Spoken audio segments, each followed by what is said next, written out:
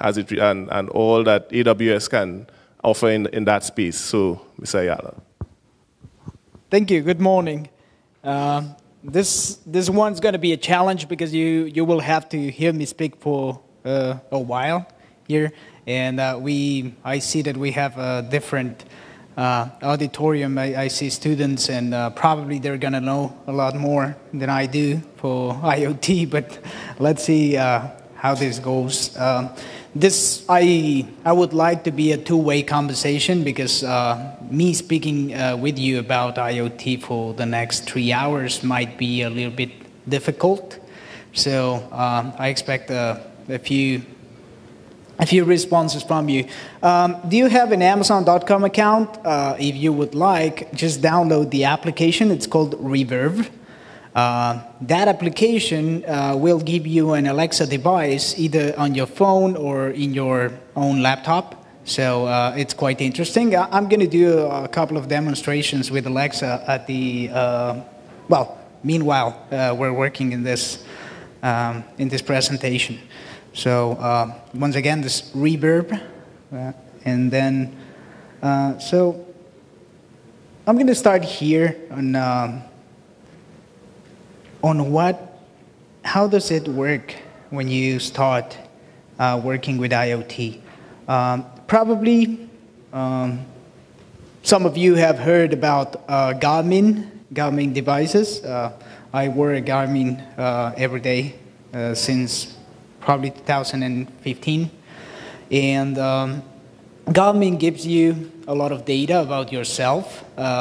It is quite interesting that IoT is growing in health specifically. And you can see here a very good dashboard about myself.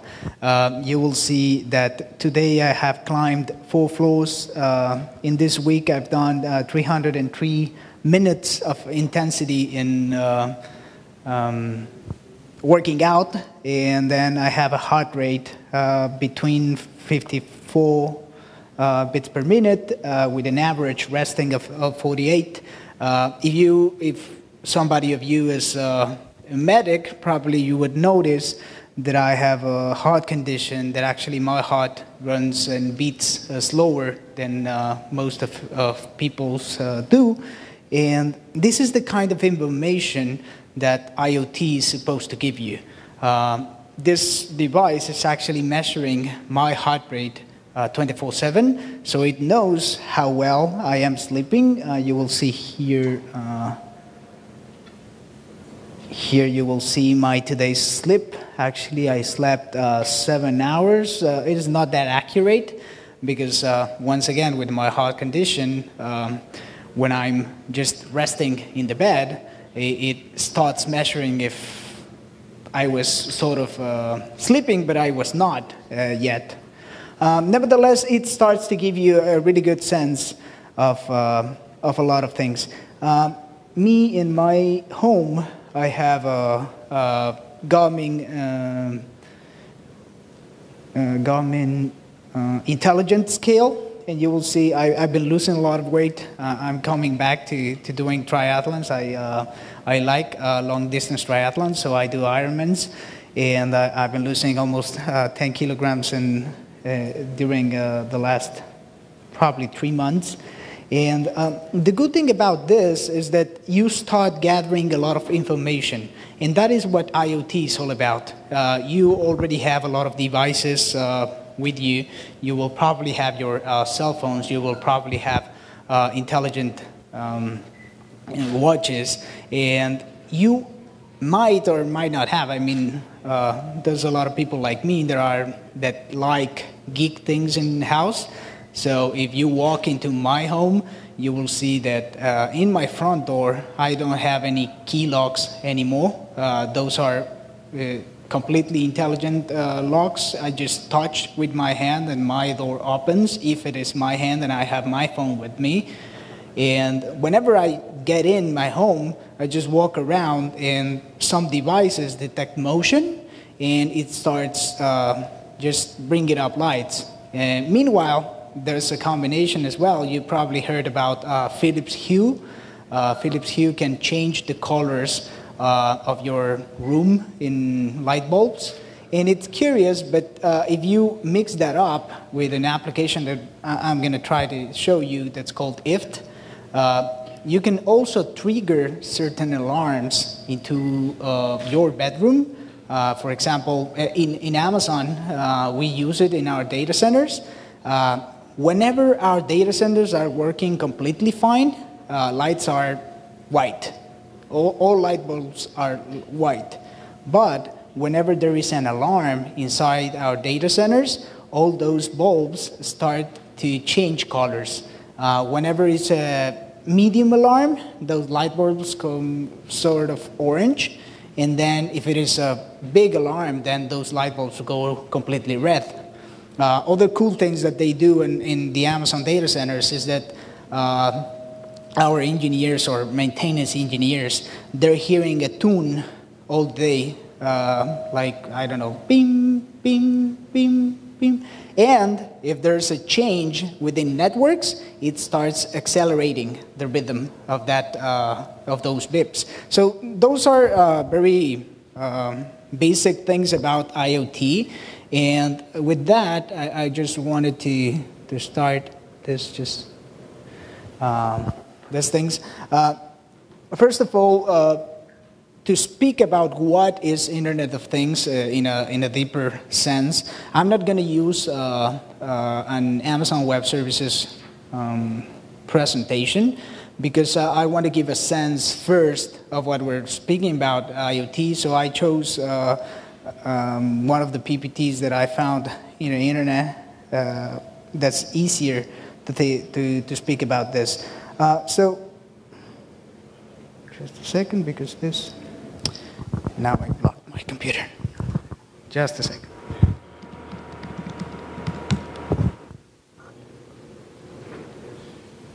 Okay, so what exactly is IoT? IoT is a combination, and it is a smart systems with sensors and actuators. Those sensors have to be able to not just only sense data, but push you information as well. So, for example, between my watch and my phone, I can send information between both of them. So from the watch, I can send a beep noise so I can find my phone, and from my phone, I can send a beep noise to my watch and actually find it as well.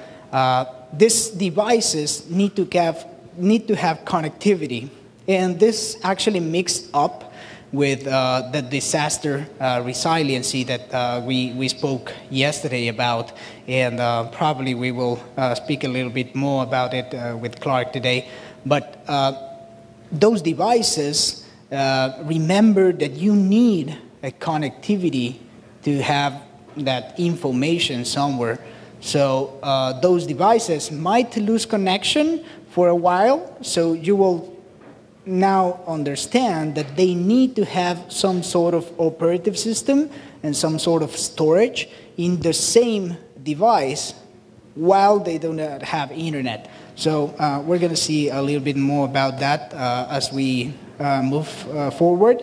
I'm going to start getting deeper in technology, so whenever you do not understand something, we can go back on it.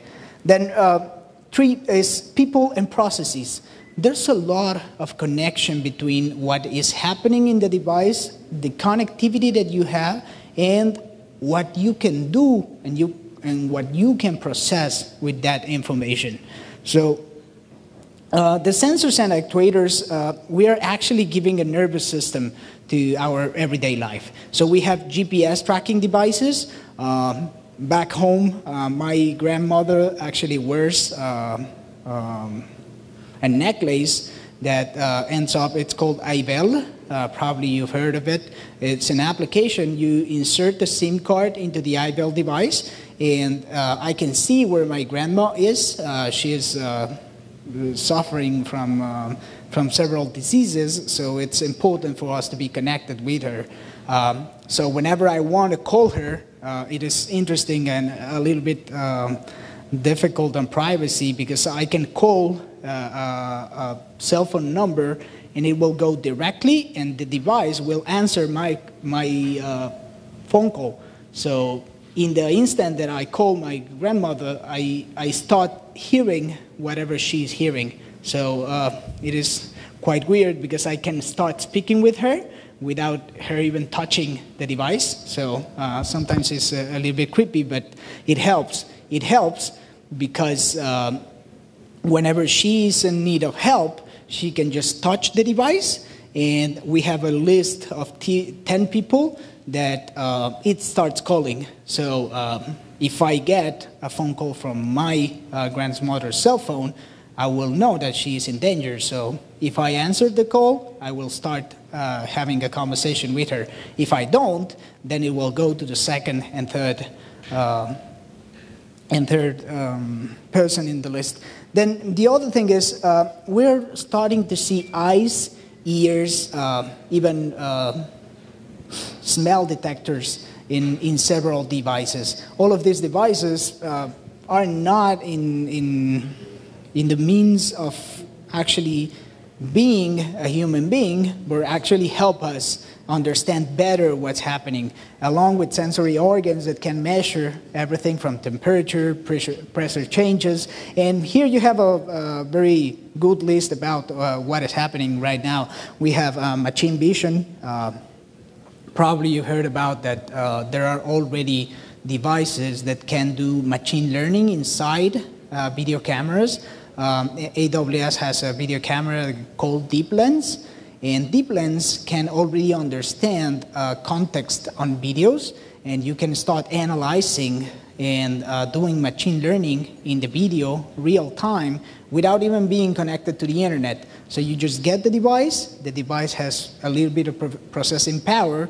So for example, there are very unique use cases for that Deep Lens, and somebody made a use case where the people that talk with signs, this Deep Lens actually on the run translates that to voice and text, so you can at least communicate faster. You have acceleration and tilt. We all have phones, and whenever you move them, you know that they are accelerating, and they have a gravitational sensor. Then you have electric, magnetic, leaks and levels. You probably don't know about it, but the industry of water has been using leaks and level detectors for a long time now. So IoT in that sense is probably 10 years old or even more. You can also have force, load, torque, flow, chemical gas, acoustic, humidity, temperature, motion, position. I mean, it's a lot of things. Then it comes to connectivity. You probably heard about several ways of connecting. We all have, or at least most of us have Bluetooth in our phones. That is a mean of connectivity, just as Wi-Fi as you know it. But there are protocols that are simpler than Wi-Fi and Bluetooth. Those protocols actually, you can see them a little bit farther down on the graphic, RFID, ANT, and others. Actually, this Garmin device works with ANT. Whenever you have a connection with ANTs, the interesting thing is that as I do triathlons, most of us wear Garmin devices, and this specific model can actually track our watches, and whenever we are cycling, we can know that we are getting apart or a lot apart one from each other. So it actually gives you a little hint, like you're going too fast or you're going too slow, you have to catch up with the group, and those things are being done by ANT and RFID. There's a lot of protocols, and one of the things that you have to start thinking in this sense of connectivity is that just as you will protect your computer from unauthorized access, you will start to need to worry about unauthorized access to your IoT devices, because it is possible you can connect to another one's watch. You can connect to another one's home. This is a good way to explain it. Do you remember that I told you that my house is all connected, right? Home, if you go to the door, it's connected. If you go to light bulbs are connected. If you go to humidity, a lot of things are connected.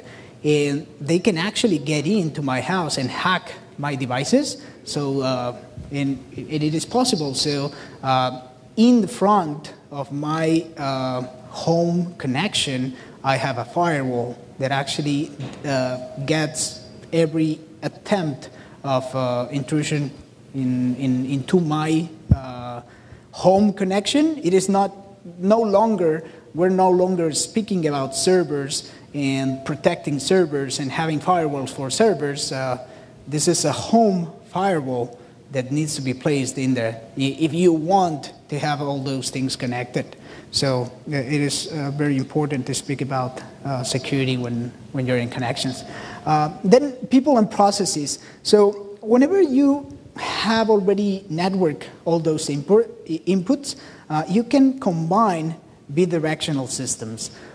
We have been seeing it a lot in the industry, in a lot of places. Remember I told you about water companies that have been using sensors for a long time ago. They already have processes that start whenever the sensor is measuring something that's not correct in all of senses. So you can improve customer and citizen relationship and support throughout a very specific process related with the IoT. How does this work? We've seen several things in the industry.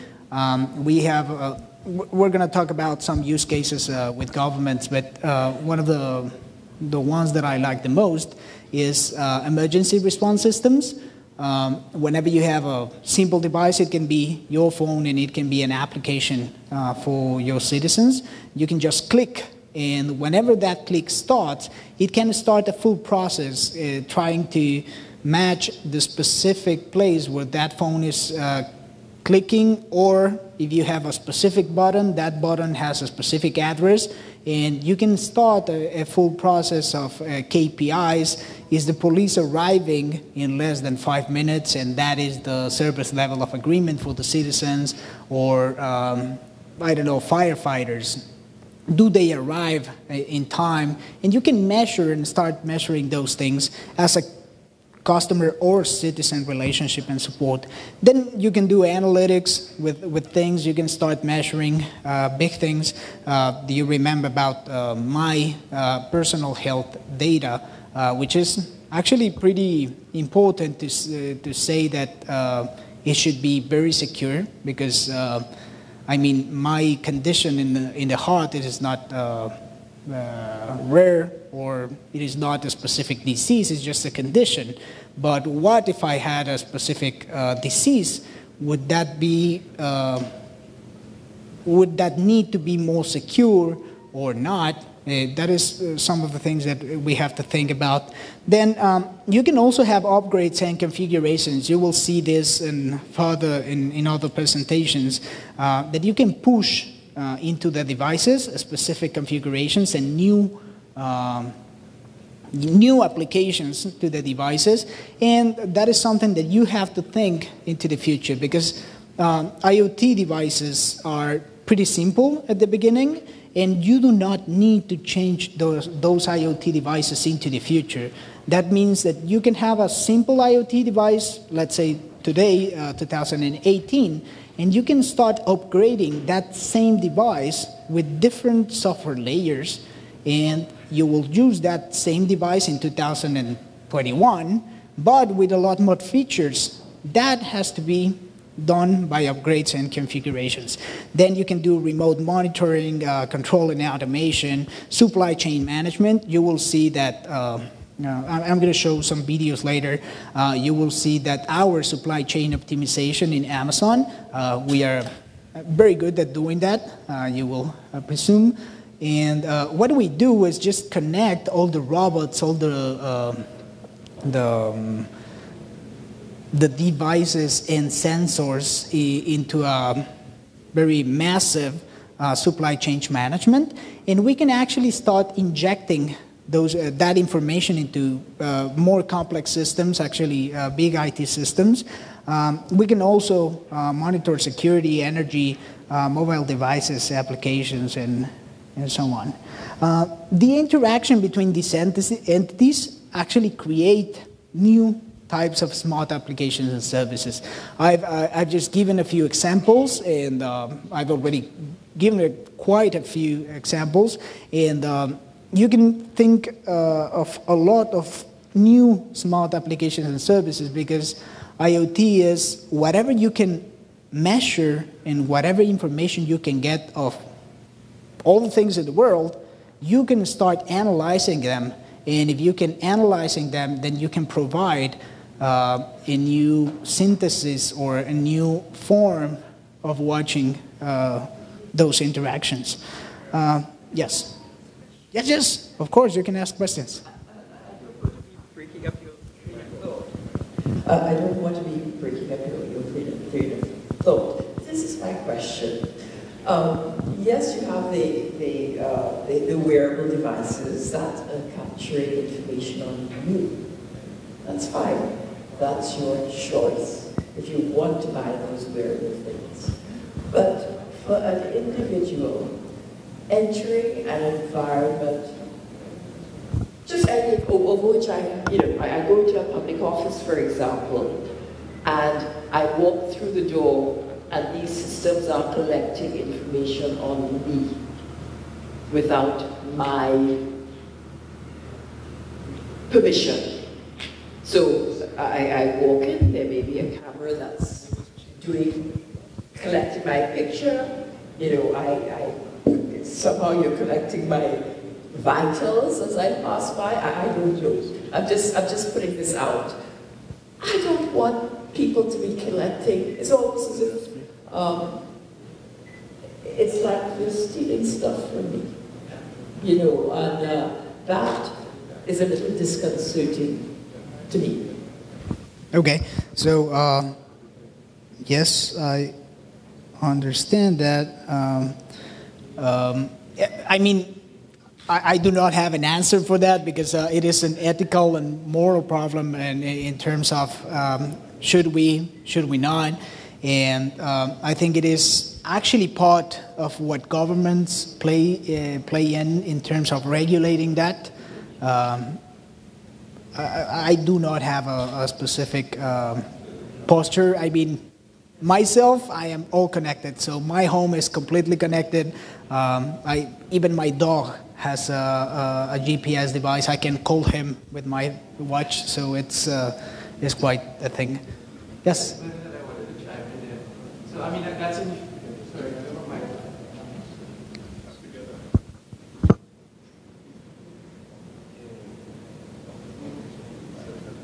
So I wanted to chime in just for a sec. So that's the physical world you're describing, but that actually happens in the virtual world right now. So every time you go onto the internet and you navigate to a website and you use Google, and they're collecting all that data. So it's happening, right? Whether physical or virtual already. Yes, thank you for chiming in with that. But yes, it is already happening. If you and it has been happening for a long time ago with even with cell phones. I mean, if there are operators here, there's something called CDRs, the call data records, and they do not only have information about who's calling who, but they have information of all the packages that are going through. Maybe they are ciphered, but whatever. It is a matter that has to be, in my point of view, in a personal point of view, it has to be secure. That's why my home is all secure in that sense, and I encourage you, if you will start using IoT devices at home, at least have them secure, right? But thank you for the question. It's interesting and important. Popular connected devices already that you probably are already using them. You probably have used or have heard about Nest thermostats. All of these devices can get connected between each other. So, for example, Nest devices, if you have a temperature of 72 degrees, you can actually send that information through the internet and start changing the color of your light bulbs. As the temperature goes higher, then you can start changing your light bulbs to a more red-ish color. And if the temperatures go lower, you can do the other way around. So they can be automated. You don't even need to touch those things. Connected cars, I don't know if you have had the experience of using Car2Go, but Car2Go is, I like it very much. We do not have it in Mexico. I live in Mexico City. But whenever you are walking, for example, in Vancouver or Seattle, you will see that you can open the application and you will see where the Car2Go cars are parked, and you just click the application and the automobile opens itself, and you can go in, rent it for a few hours, just as you will rent a bicycle in some places. That you can do with Car2Go. Then activity trackers, we already spoke about that. Continuously capturing heart rate and other issues. They can even go further, specifically the trackers. There's a lot of things now in the healthcare environment when you can start measuring your blood pressure, and you can start, saving that information for later analysis on blood pressure, on sugar levels. Even there are very specific things in those cases where pacemakers already have Bluetooth. So there are some heart surgeons that can read how your heart has been behaving with the pacemaker with a simple Bluetooth connection. Smart outlets, I have them all over my house. Instead of being Belkin, in my case, are Wemos. But they are very cool. When Christmas come in and you want to have your Christmas tree and lights, you don't need to worry about turning them on or off. You just place a remote alarm and they set themselves up and down. Pretty easy to do. And then also, this is a very government use case, is parking sensors. There are a few cities out there that already you can spot a parking spot, and you can reserve that. If you're, a few blocks away, you can reserve a parking spot, and you will also get charged if it is a paid parking spot. You start paying for that reservation. I don't know if in Seattle there's already that application, but I presume there is. I'm watching here Clark because he lives in Seattle. And of course, it quickly advances to more complex applications. So just as we were speaking, on the home consumer, I have light bulbs, I have security, I do not have pet feeding, but I would like to have that. Irrigation controlling, I do have irrigation controller. Smoke alarms, I do not have that. Refrigerator, yes. Is infotainment, yes. Washer, dryer, yes. Stove, yes. Energy material, yes. Yes. So then you move into other more complex applications, and you will start seeing a connection between the government. You will see transport and mobility. There has been a lot of use cases that I have heard about in the region, Central America and Caribbean, about how do we improve mobility? How do we track how people are moving between different cities and between different regions of the city? I even had the chance to work with a telecommunications company and a bank that they were trying to measure how early does a specific part of the city starts to do business. So how do they were matching this? The telecommunications company started to give alerts whenever a new cell phone reached the zone. So you didn't know who it was, but you knew that somebody was moving from one part of the city to another, and he was joining the new group. And between the bank added information whenever the credit cards were swiping, right? So this gave a new way of giving businesses a new sense of when should they open. Should they open earlier? Maybe they're opening at 7, but people start arriving at 6:30. Why don't they open 6:30 and probably close earlier because people leave earlier? So those are the kinds of things in transport and mobility.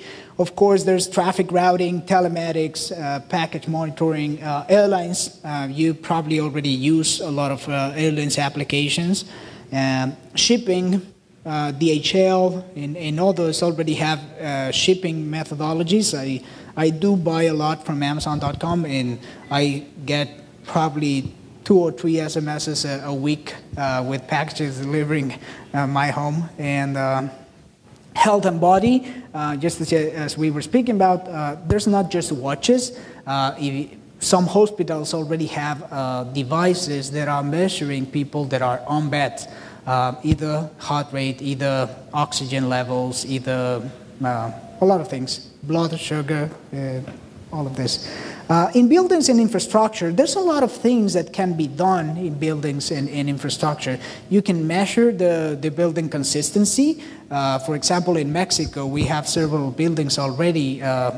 Mexico is a very seismic place. In Mexico City, we had a big earthquake last year.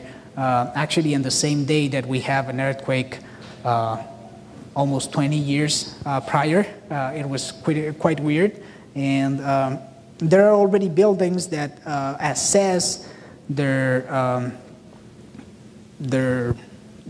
if they're good in terms of, sorry, I'm not native English speaker, so I'm having trouble with this word, with the base of the building, the structure of the building, thank you. The structure of the building has been measured, so there's continuous communication of how the building is actually behaving every day. Other things is occupancy. This is something that is very important. If there is a building that has a maximum occupancy level, you can start counting how people get in. That is also a case with public buses. If the bus can just contain 10 people, then you just have to count them whenever they get in and out. And if you start growing this, then you will see cities and industries with a complete distribution. For example, in electrical distribution, there are a lot of sensors that actually change voltages between several cities. There's a lot of things when you are starting to use renewable energies. If you have been watching the markets of renewable energies, you will understand that there are several ways of creating energy or starting to capture energy. And then it comes the problem of pushing that energy into the energy lines. So every government, every country has its own power lines between all the country or the city, but it comes into mind if you are a simple citizen and you want to have your solar panels at home, then how do you push that energy back? Those are things that have to be measured, and they have to get electrical distribution, because it is not as simple as, oh yeah, I'm already connected, so I'm going to connect my solar panel. It has to do a process to let that energy in, so electrical companies can buy from you energy and then charge you for the difference between what you created and what you consumed. There are a lot of things in there. And then also maintenance for the cities.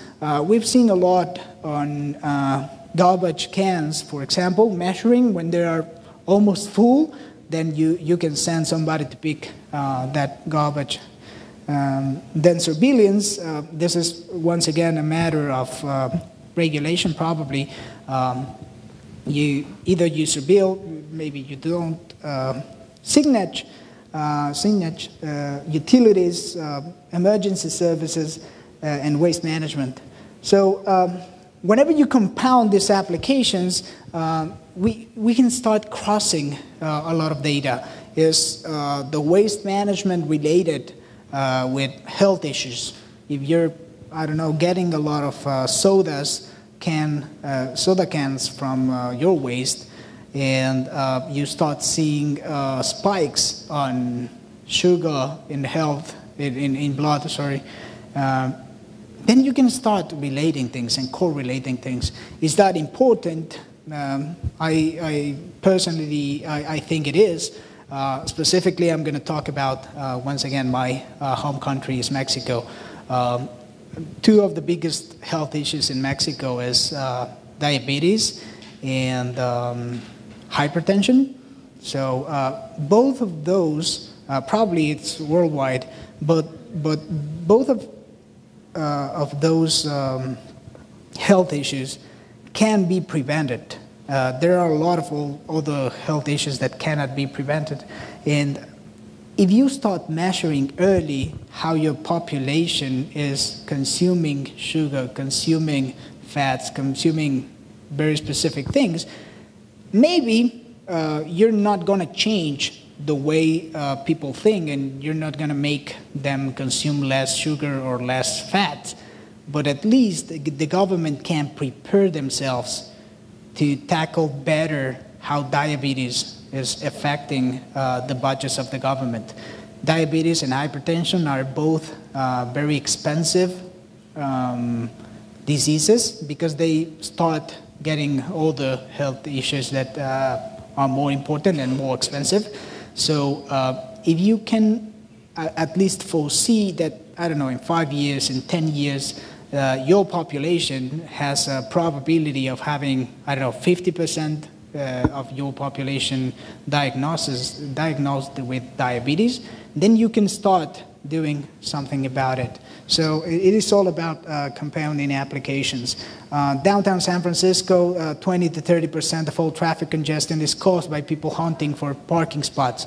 What do? You do a parking application. So healthcare and smart home, 40 million adults aged 65 and over will be living alone in the US, Canada, and Europe. What do? The devices that my grandma is wearing. Or you do an application on it. Can I ask something? I just have one question. Going back to your previous slide, 2 slides, you're talking about diverse applications, and you're probably giving some more details and scenarios here, but I'm thinking about are there opportunities? I mean, a lot of data is collected, so are there opportunities for universities, entrepreneurs to access the data, of course, maintaining anonymity? But how is there a facility to enable that, and how does that work if it does exist? Okay, so various things. Yes, there are some information that you can look online. So there's like a middle ground when you have private sector information. For example, government devices, it's completely private sector, so you cannot go there. Health from Apple, you cannot go there, but certain things on health can be read by everyone. So then that middle ground, the other side is open data. There's a lot of governments that, there are a lot of governments that already place tons of data that you, as a university or as a student, you can go ahead and get that information and start doing analysis of your own. Maybe you think that, I don't know, blood pressure is related with, I don't know, with rain. I don't know, and you can cross that information, but you have to relate on the open data. That is also important whenever you are doing policies and the government is thinking on gathering information. Then will it be open? It should, because there's a lot of things that can be really good for the future if you share that information. Of course, if it is very sensitive information, for example, the health information, very specific movement of people between two between home and work, then it gets tricky. But if it is, just as you said, anonymous, and it is, I don't know, a lot of information about a city, about a country, about, I think it would be good to share it. Excuse me? Yes. Hello. There's a key-bait question. Is it possible to connect your home with IoT devices and not share the data with any company? Well, yes, you can do it, but you have to do your own IoT devices. So we're going to speak about that later, but there are a lot of manufacturers that are doing, like a Lego boxes that you can build your own IoT devices. Intel is doing Arduinos, Raspberry Pis. Those are the most important that I know of, but there are tons. Even AWS has, I don't know, hundreds of approved devices to be used in IoT. So yes, you could do that, but you will have to build them your own. If you want applications that are already done for you, for example, in my home, my lock is an August lock. My light bulbs are Philips. My power plugs are Wemos. The air is done by Dyson. So I have a lot of mixture of companies, and unfortunately, those companies have all the information about how my home is behaving. I hope it answers the question. So then there's other examples of smart buildings and mobility. Energy used by commercial and industrial buildings in the U.S. creates nearly 50% of our national emissions of greenhouse gases. What can you do? You probably can turn off most of the lights when they're not being used. You can turn off the AC. You can turn whatever off with a simple measure. So inevitably, these integrations become more tightly coupled across time, location, and services. So you start seeing real-time service networks. There's a lot of appliance monitoring happening right now. A lot of companies already are monitoring these appliances, and in the case you have a connected device, LG, I think Samsung are doing a lot of things. They just call home. There's a good a good thing in the industry. It actually started with the service industry, that it was a call home whenever they had a broken hard disk drive or a broken memory device or whatever. They started sending information to the provider. So sometimes you will get maintainers from your service operator on the servers telling you, I have to change a disk, and you weren't even aware that you have that problem with the disk. This started with the service, but now it's an appliance. And also, it gets into predictive maintenance, which is already good for government and already good for other use cases. We've seen a lot, for example, in the police department with the, I forgot the word for the cars of the police department. The cars that police use, they have a specific name. In Spanish, it's patrulla as well. And I wouldn't sweat it. But so these are government-owned vehicles, and as the government owns them, they have to maintain them, right? Why or how would you measure if the tires that are in the government-owned car are behaving as the provider told you that they will behave? So there are devices that can measure those things already. They can also measure how the government hired employee is driving those cars. So you can start doing a lot of measuring in terms of predictive maintenance.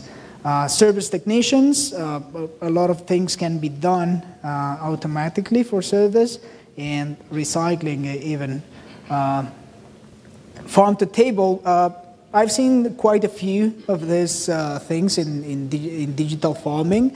There are a lot of devices that already go into cows.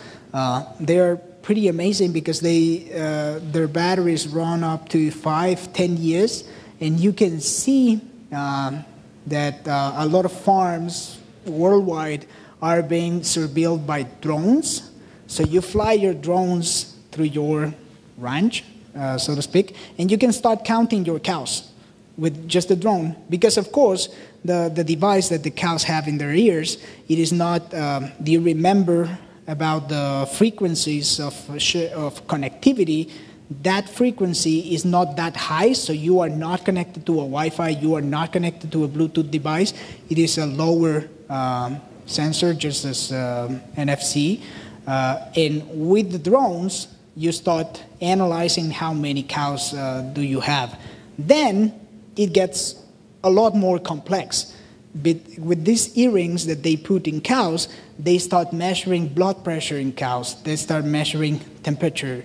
They start measuring a lot of things in your cows. So it gets really interesting whenever you try to cut costs, you try to improve health of cows, you try to improve the final meat that the cow is getting. It is also important for food packaging sensors. I'm going to show you a video afterwards of our Amazon Go store. Probably you've heard about it, but we already launched, I think, 3 Amazon Go stores in the United States, and we're growing. And these Amazon Go stores, they don't have a counter. So you just walk in, take whatever you want to buy, and you just walk out the door. And these are done all by food packaging sensors and sensors throughout all the store. Retail, supply chain monitoring, health services, all included. So how large is the IoT market? Actually, in 2014, nearly 2 billion connected devices were shipped. Actually, this is an old PowerPoint, but that number has been growing a lot since then. And I bet you already have connected devices at home and you know about them. Probably sometimes you do not know about them. It also happens. But it is quite big. The installed base of devices, you will see that it could hit about 30 billion in 2020. So it is quite a few devices. And once again, very important, you have to secure those devices. Some of them have a way of getting in, some of them don't, but you will be safer if you think that all of them could be impacted. So I don't know, actually this is, the internet gave us opportunity to connect in ways that we never thought possible. And now things are also getting connected. So it will take us beyond that, and it will create a global nervous system. We have already created in all sense, but we are trying to experiment further on how does this impact regular citizens. I'm going to stop here on this presentation. It's going to be this was the overview of IoT. I hope it helped. If somebody wants to speak privately or have doubts, I'm going to be up here. We're going to have a break of about 15 minutes, and then we're going to come back, and I'm going to show you how do we at Amazon Web Services work with IoT. How do we connect those devices? How do we manage those devices? And some things that you can do with those devices at Amazon Web Services. Thank you.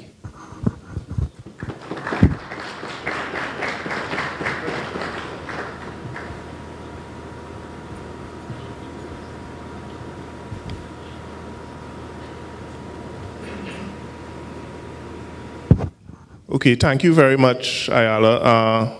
We have a few minutes until break because break is now being served. So we just want to take a few minutes to ask some questions if you have any questions. We have Keybait. Do you have any more questions on Keybait? Not at this point. Okay. Just by way of announcements, the Marriott conference password is CTU100. All right, so there's a broadcast. You see Marriott conference, the password is CTU100 if you need to access the internet. Okay? Yes. Yes, actually uppercase. CTU is uppercase, so it's uppercase CTU100. So if we don't have any questions, we'll probably break now. Okay, we'll have to break because he's through for this part. Okay? But the break, the refreshments isn't ready as yet. Okay? So it should be out probably in about 5 minutes. Okay? Great. Excuse me, Junior, one Keybait question just came in. What if your battery for your phone dies or you lose internet connection? How will you be able to access your data and use it? What happens to the devices in your home? Yes, it was sent to me. Okay. Can you repeat it? Sure. Unfortunately, because his laptop is connected here, we cannot project the questions on the screen. I'll repeat the question. What if your battery for your phone dies or you lose internet connection? How will you be able to access your data and use it? What happens to the devices in the home? So that's a very good question, a fair question. So that's why I was telling earlier that all of the devices need to have an operative system of their own.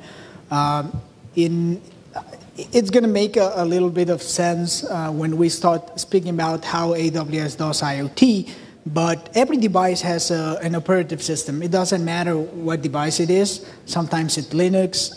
We and Amazon have our free RTOS, an operative system for IoT devices.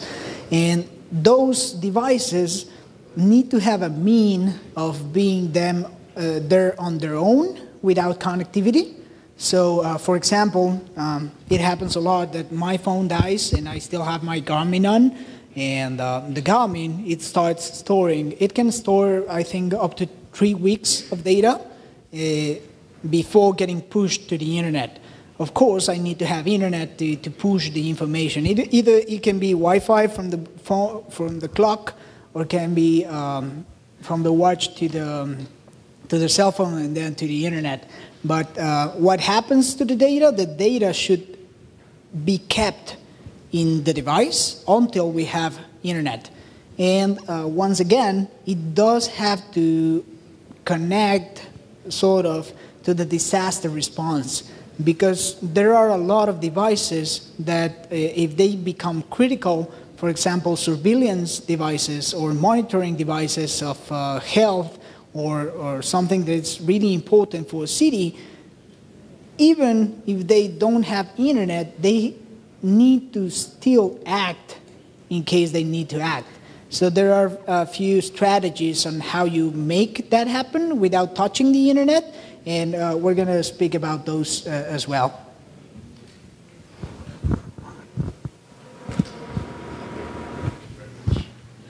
Thank you very much. We just have one announcement. There's going to be an independence drill competition at Port Zante. It's in honor of the 31st anniversary of independence. It's going to be at the waterfront. It's about 5 minutes drive away from here. It's starting at 5 p.m. and it's in front of Ram's Supermarket. All right, so we'll probably just give a reminder later on. So I think everyone can probably break at this point. We'll probably break for about 15 minutes, and we'll resume after.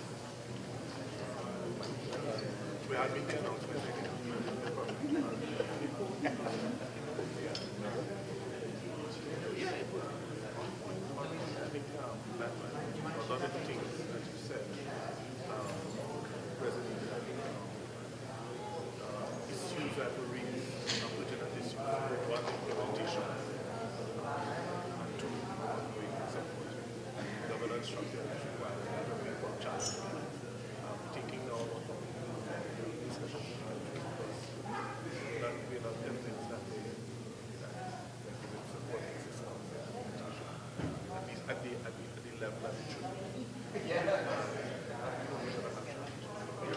We know that. So, to the level they have here in China, resource constraints. And it's, I know, yeah. I was shocked.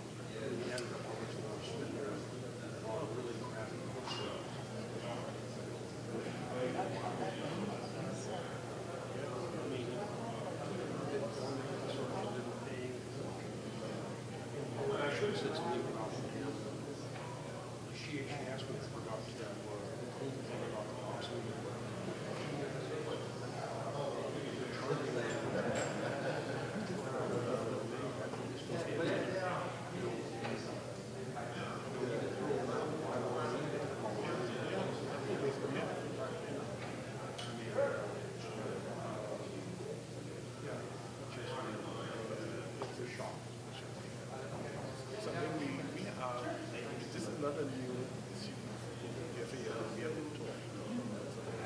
Actually, publicly, we have been contentious issues came up and we raised these issues with the and because we put pressure on them, we also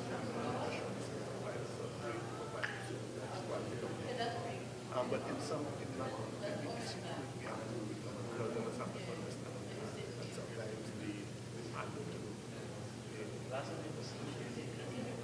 overtures on these.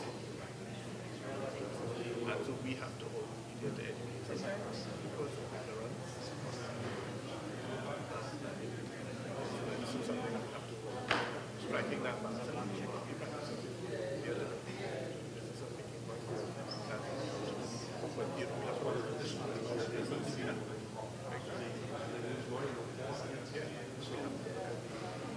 We have our members, we have to see their interests, and that's a private responsibility to see the interests of our members.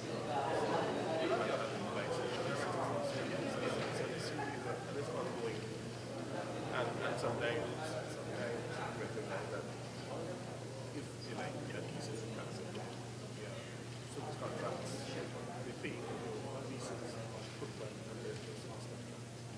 So if you had the government's success.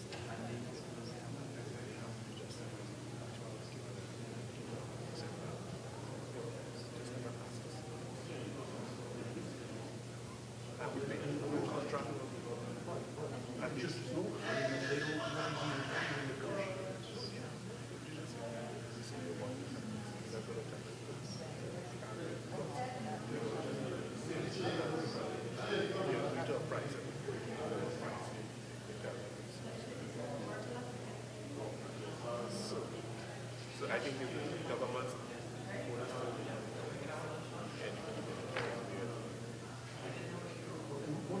one of the things that we've heard is imperative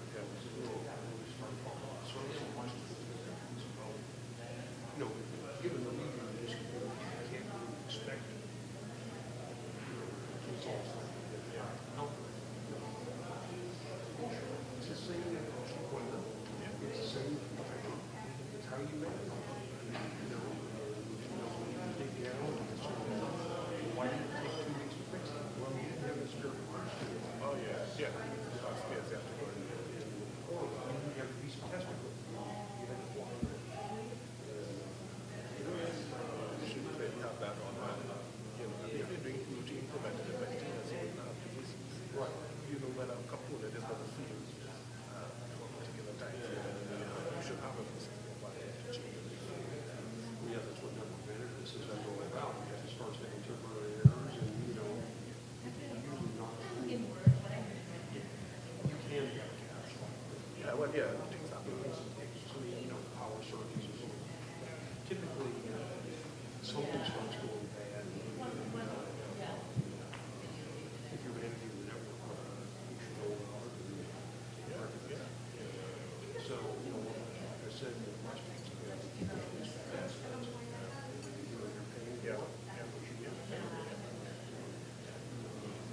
So, those are the things that are always a concern.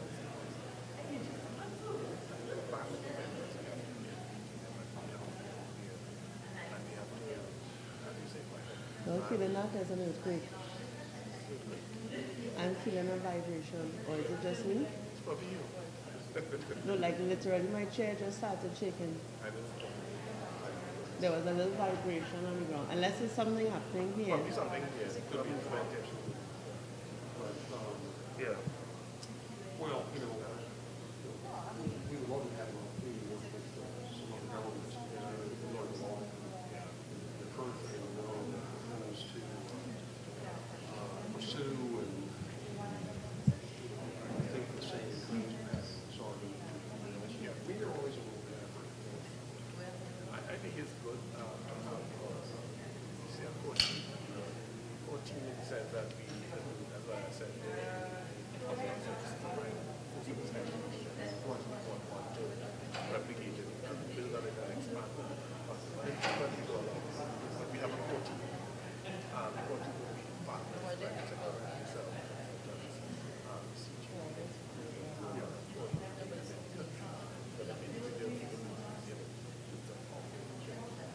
so you have a 14 by in a sense, and that knowledge goes so that's what happened in every that region becomes more what are the objectives?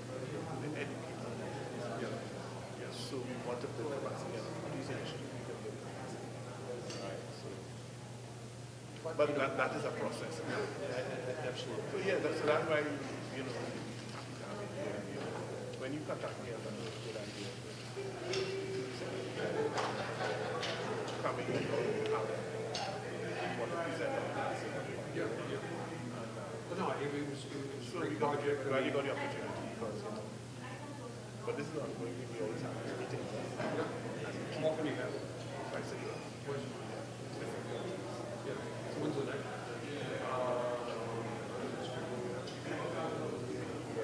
think it will be February. I'm not sure if that's a discussion.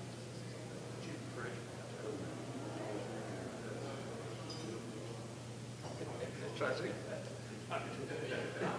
Good. Well, February is a bit cooler. Yeah, so it'll be. Yeah, my girlfriend has a vacation home in Bahamas. Of course, that's further north of here. So this way we have water. We had one in Bahamas last week.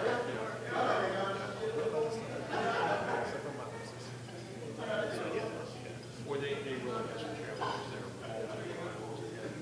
You know, the one she's on is really small. The big runners, I mean, it's like, you know, an apparel hotel or whatever. They have this cost here. They have a strong regulation. Well, just with, you know, just a number of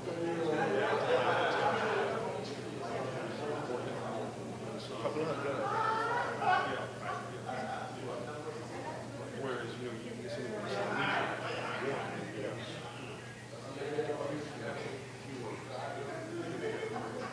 And then you go to ship from the design, a lot of them privately owned. Yeah. You have to provide service. well, and, you know, the economics is some of the items will be different. You know, some got, you know, water for so, yeah. Just the also for the but, you know, you get service there. So, it's still, you ever been there? Let's do it. That was great idea. Yeah, we did we took a tour early in the project. We rented a steamboat, went to one of the Brittany Islands. Took a tour, you know, saw the infrastructure.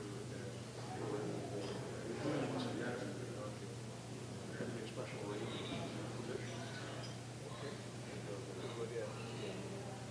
Let me figure your guest house later. Yeah.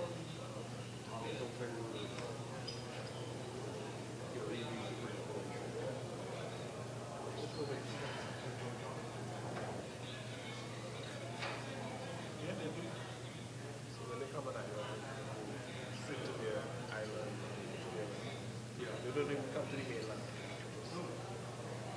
here it is today.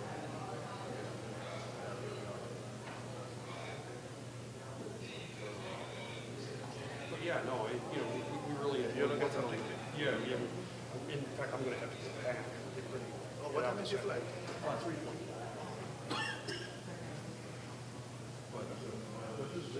Yeah, right. Okay, we chat. Okay, great.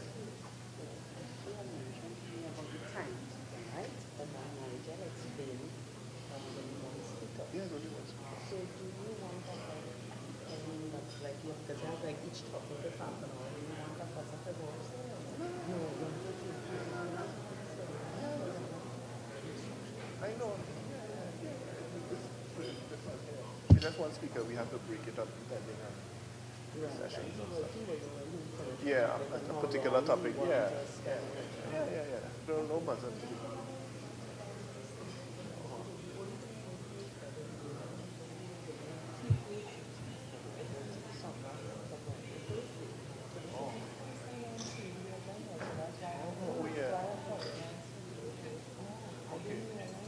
Well, I didn't send it to you, I sent it I did the transaction and sent it to you. But I sent it to Laura and I sent it to Michelle and I sent it to Reggie.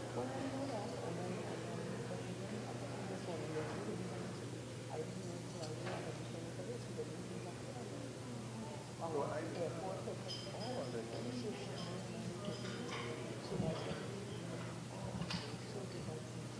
yeah. I get both of you.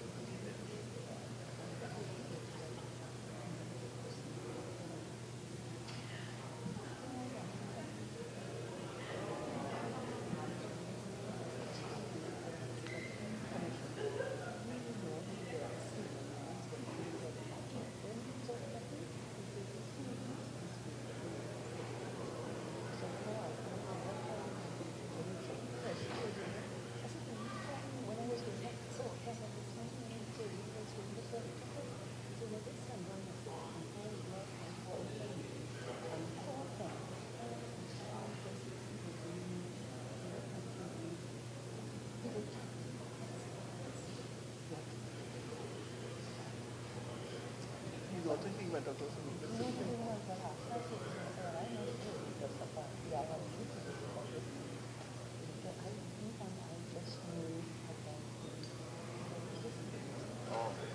that was more sense. So I figured what I know was probably right, yeah. Oh, this was happening to you?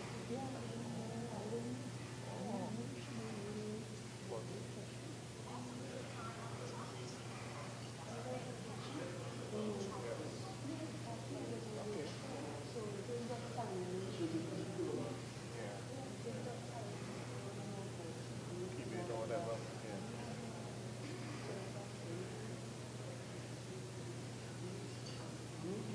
Yeah.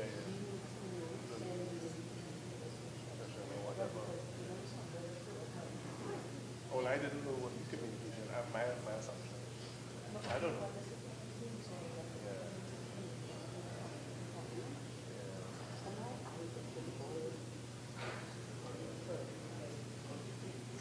But she didn't tell you all about today.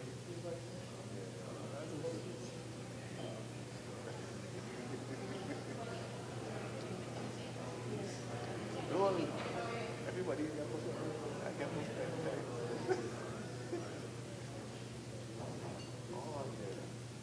No, I told her, I told her, I told her that it would know, as soon as I told her that she wasn't aware. She had to talk to the minister because you wouldn't know, so she wouldn't know that. She wouldn't know that she has to. So I guess it's communication, some kind of support. She wouldn't know that. You're focusing on your app. But I guess it's one of us need to communicate. Okay. But that's what I'm saying. Yeah, it's a communication. Yeah. Yeah, I wouldn't expect that somebody like Michelle or myself or Laura, but I do it. Yeah. Yeah, somebody, yeah. Yeah, somebody. with Nevis.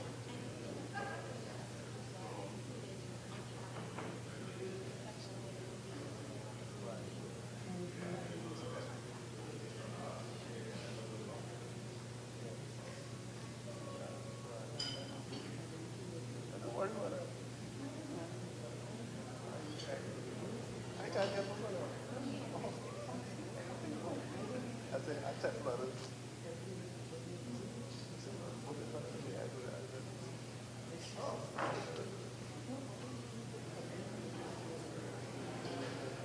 Okay, yeah, I hear you. Yeah. Yeah, but if you do something,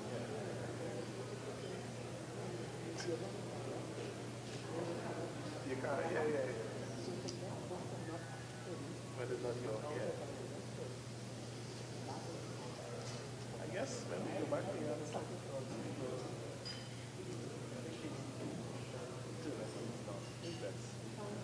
it's not good at all. Average actor.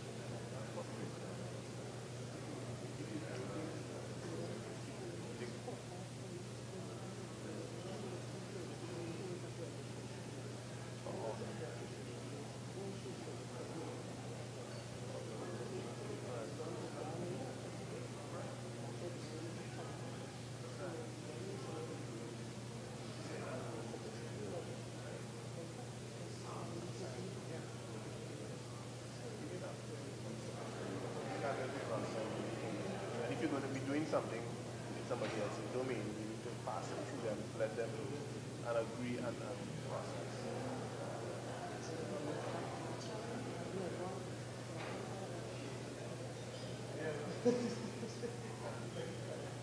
That's why when sometimes I get all back, I just see what happens. I don't care. I just see what happens. And I get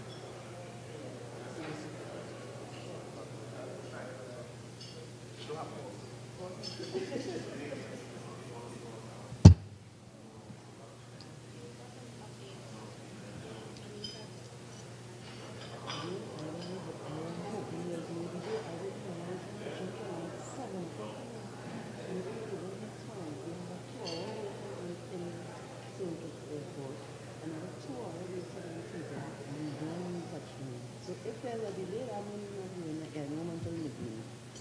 If there's a delay, I hope it has a whole other day pretty clear. So be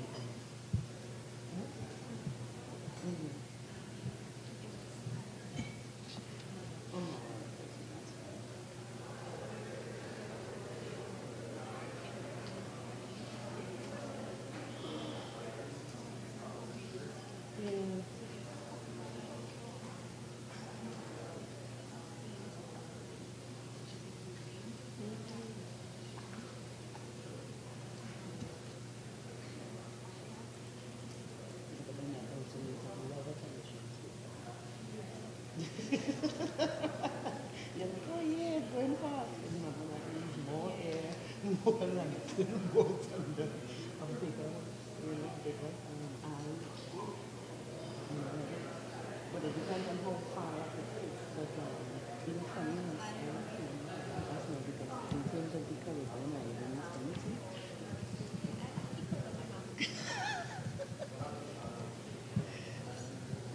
I work from here, I did how far north here. So okay. This one just like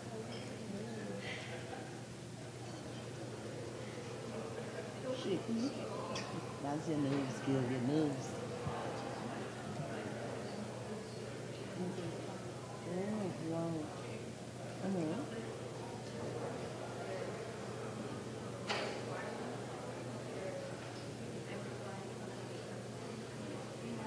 You're right, okay. Which muffin is it? Why this? Yeah, why this thing?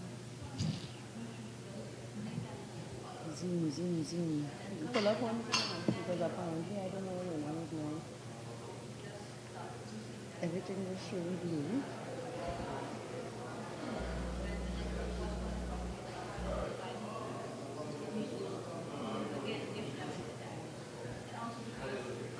It's really showing that okay, that's something. And Trinidad, St. Lucia. So where are we?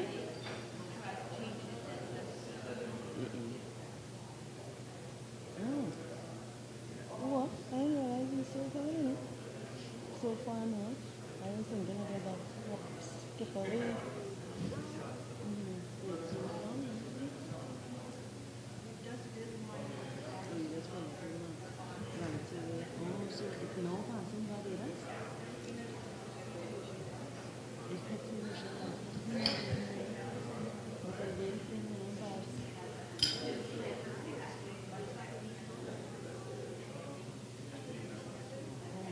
Yeah. Okay, so the flight parts were going so. So there's no warning. It's okay. Basic, but if you pick up the speed now, but you see that we have a here. Where's the flight path? Exactly. So even if you're going so, if we had to fly so, unless we plan to fly around this one,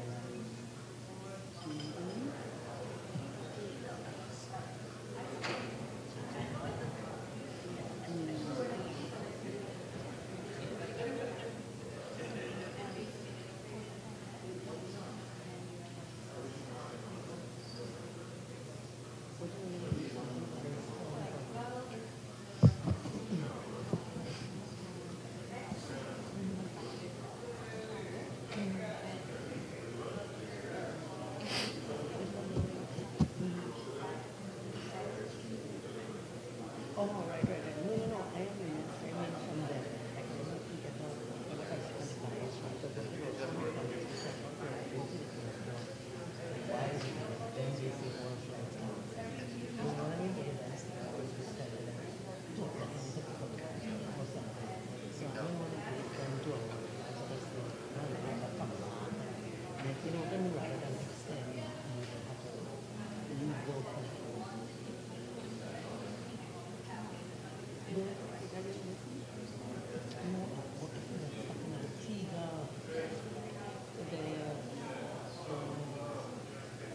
So that's okay. So then maybe, as you were saying, if the storm was going down here,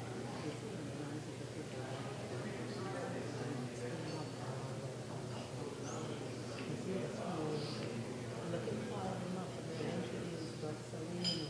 So we don't have to ensure.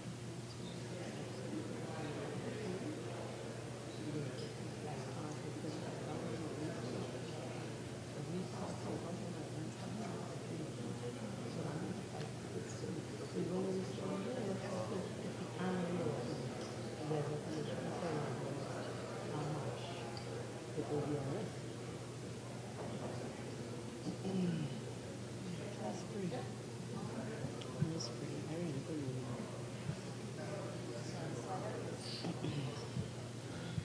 Oh, no, no, no, no, you won't see anyone.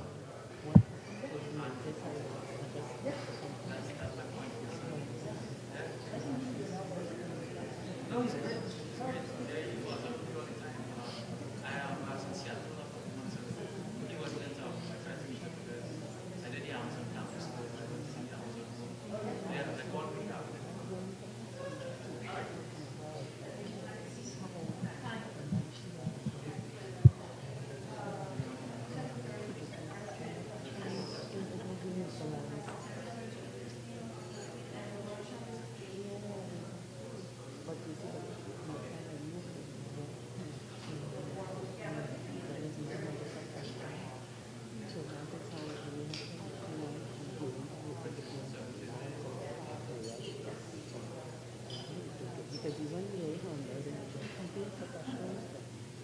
If you cut it, it's in the meeting. That's funny, I want to leave it. Okay, because you can different from a question. I don't know.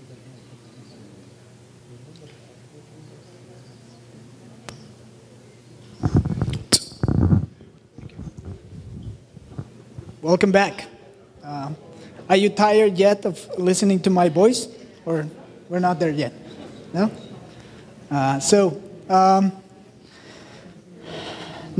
that we heard about what IoT is a little bit about, we're going to speak about how IoT is done in Amazon Web Services. Once again, I am Luis Ayala. I'm head of Central America, Caribbean, and North Andean regions for Amazon Web Services. And my email, if you want to shoot some questions or emails, it's lfayala@amazon.com. So the very basic thing of how we think about Internet of Things at Amazon is if you knew the state of everything and you could reason on top of that data, what kinds of problems would you solve with that information?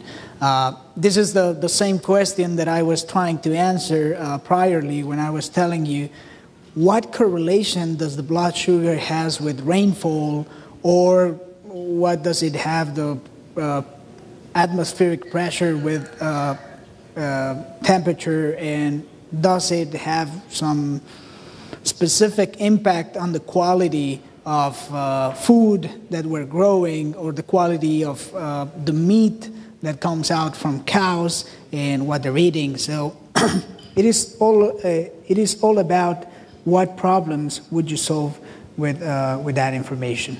This is about some of the AWS IoT users. You will see here a few companies that you might already know about. Myself, I use Canary Home. That's how I watch out for smugglers back in Mexico City. I do have a iRobot at home, a Roomba robot. I use Norton devices. Do you remember that I told you about a firewall that goes primarily to the entrance of internet in my house? I have a smart device from Norton. And then I've seen Trimbles. I do not own a Trimble, but Trimbles are military-grade devices, and they can be used also for construction and architecture, and they're very precise in GPS. There's quite a few others. If you have been following the Major League Baseball, you probably have seen speed, angles, a lot of information about players. That information is running the IoT on top of AWS, and you get very precise and accurate analytics of how they're working, the players are working. So what customers are doing with AWS IoT? As we spoke earlier, one of the most important things about doing IoT is predictive maintenance. There are a lot of machines that you cannot afford to lose. I'm going to tell you a story about a company that uses railroads and actually trains to move boats. So they use very powerful trains to move, for example, cruise ships with the trains. And those trains cost a lot of money, and they do not have replacements for the trains. So their business is to move those trains and those boats. And whenever you need to do maintenance for those trains, it is heavy maintenance. It could be very expensive to have those trains wrecked up or, well, I don't know, falling down. So if you start monitoring every piece of the train, then you will get analytics of when is it prone to be broken. Every piece of the train, either if it is wheels, either if it is the motor, either if it is the chain that is moving the boat, then you can start doing predictive maintenance in that. Wellness and health solutions, we spoke about that. Remote patient monitoring, connected buildings and city systems, maintain device fleets, monitor energy efficiency, IoT payment, and connected commerce. you will see that this is also part of IoT devices. You've heard about Apple Pay, you've heard about, there's also a Google Pay. I don't know exactly what's the name of the device, but we also have this tap credit cards and stuff. It is all about this IoT payment.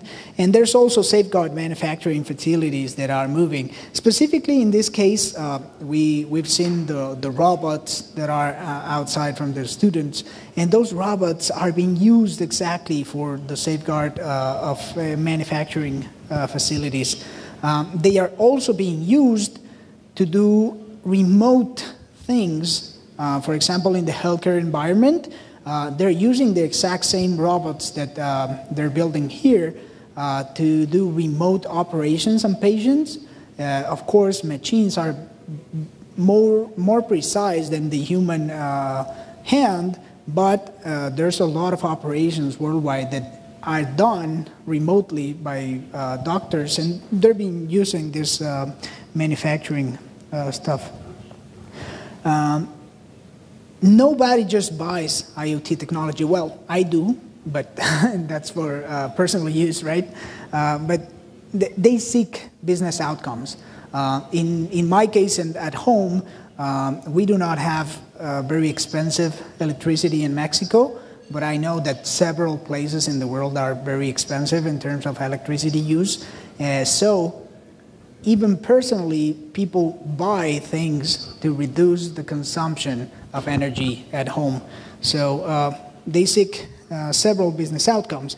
Either if it is creating a new service and business models, specifically for the government, are there any citizen services that can be implemented and improve citizens' quality of life? You can also produce better products that get better with time, better relationship with your customers or your citizens. You could increase efficiency. We have a very good use case in Guatemala for this. We have a university that has in every classroom, they have a tablet in the classroom, and every professor or every student can go and click to get maintenance in devices. It not only can be devices like electronic devices, but it can be a chair, it can be a desk, and they have very specific measurements of how long does it take for maintenance to fix the problem. Either if it is the projector, either if it's a TV or whatever, they have very specific efficiency topics in there. Then also there comes the intelligent decision making. Whenever you have information, and you have information to either improve agriculture, improve tourism, improve transportation, improve several ways of life, then you can do that. Data-driven discipline. You can start gathering important data, and of course, you will have to start cleaning up that data whenever that data is compromised or doesn't mean a lot to your business or to your government. So there are a few processes that we will speak about. Of course, in terms of government, they're probably not looking for revenue growth, but yes, to operational efficiency. As we spoke about, IoT solutions are complex and multidimensional. We have a lot of devices and sensors, and we need to be ready. So I'm going to start speaking about how do we do IoT, because we already know what it is, how is it being used in the industry, but now how do we start? Where do I start with IoT? First, you have all these devices and sensors. A lot of devices and sensors are already out in the market. If you want to see a device that measures, I don't know, humidity, or measures atmospheric pressure, or measures whatever you like, even brightness on lights, you can find those devices already in the market. But the thing is, how do you onboard those devices? How do you provision those devices? How do you manage those devices? Let's speak about the government. Let's think that we want to monitor how employees are using government-owned cars. You want to monitor those cars, and you have several monitors that you have to place in the car. But how do you know that you are onboarding correctly? And how do you know that you can provision new monitors whenever the monitors that are used are broken or do not work anymore? And how do you manage all that operation? So that is one important thing on devices. Then it comes to connectivity and infrastructure. You need to connect, communicate, and secure that communication. We spoke about earlier as well that there are several ways of connecting the devices, and you have to make sure that you get internet connectivity, or at least a way to store data. We will speak about this a little bit more with the disasters, but every device, if it ends up being a very critical application with Internet of Things, once again, healthcare related, security related, and other things, then you still need to be able to connect somewhere or have a methodology of storing data in the same device until we have the connectivity to push that information onwards. Of course, we have to make it secure, and this security has to be in the operative system of the device. It has to be in the connection where you're pushing the information, and it has to remain secure in your backend. We're going to speak about a little bit more about this. Analytics and insight. Okay, I already have the data. I've already stored it. So now what I do with the data, I will start analyzing. I will start visualizing that data. And of course, I would like to act if that data needs me to act. Do you remember the light bulbs that I told you in the Amazon Web Services data centers? Whenever there's a problem, orange. Big problem, red. So, of course, that's a call to action. That's IoT calling you to action. There's problems, go fix them. So that's the other thing that you need to think about. Then it comes to applications and services. How do you connect all these things with the end user? Because, of course, the light bulb going red is already an application and service, but how do you engage, empower, and delight your customers or citizens? You need to think about how do you deliver this experience throughout either mobiles, either the same device, or other ways of interaction. And then change management, how you transform and shift your culture in terms of how you use it. Our concepts of IoT are very simple. We have things that sense and act. Every device, it doesn't matter what operative system does it have, you will be able to connect it to the AWS cloud. Then you have cloud. You can store and compute that information. All devices create information. That information has to be stored in some place. We push it into the AWS cloud, and then we have compute to make intelligence. We can get insights and logic and then trigger some actions. We will see a few demonstrations on it in a while. Actually, I'm going to do it right now. It's easier if we do it.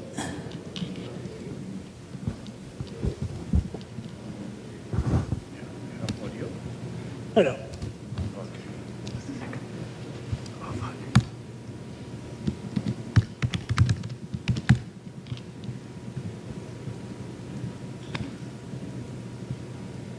So what we're going to do here is I'm just going to give you an interactive demo. It's pretty easy. Let me come back.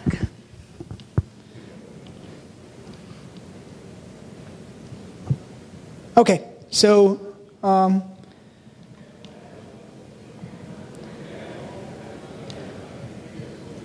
we were speaking about having things, having somewhere to store and compute, and then we were speaking about having insights and logic, and finally action, right?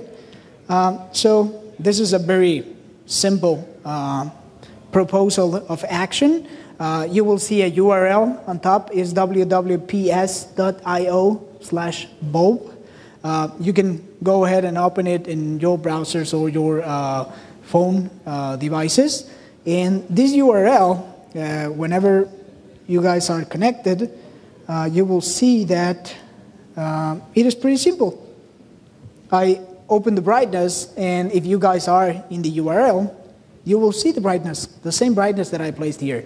And it is just, I have the master, you have a shadow device, and I am pushing that action. I am sensing that I placed a 54% brightness here. I'm pushing it and storing it, and then after that, I am pushing another action to tell you guys that this is a 54% brightness. And this is a simple application of IoT. I am sensing, I am pushing an action. Probably it's a lot simpler that you would like, but this is how IoT works. It's I sense, I push an action.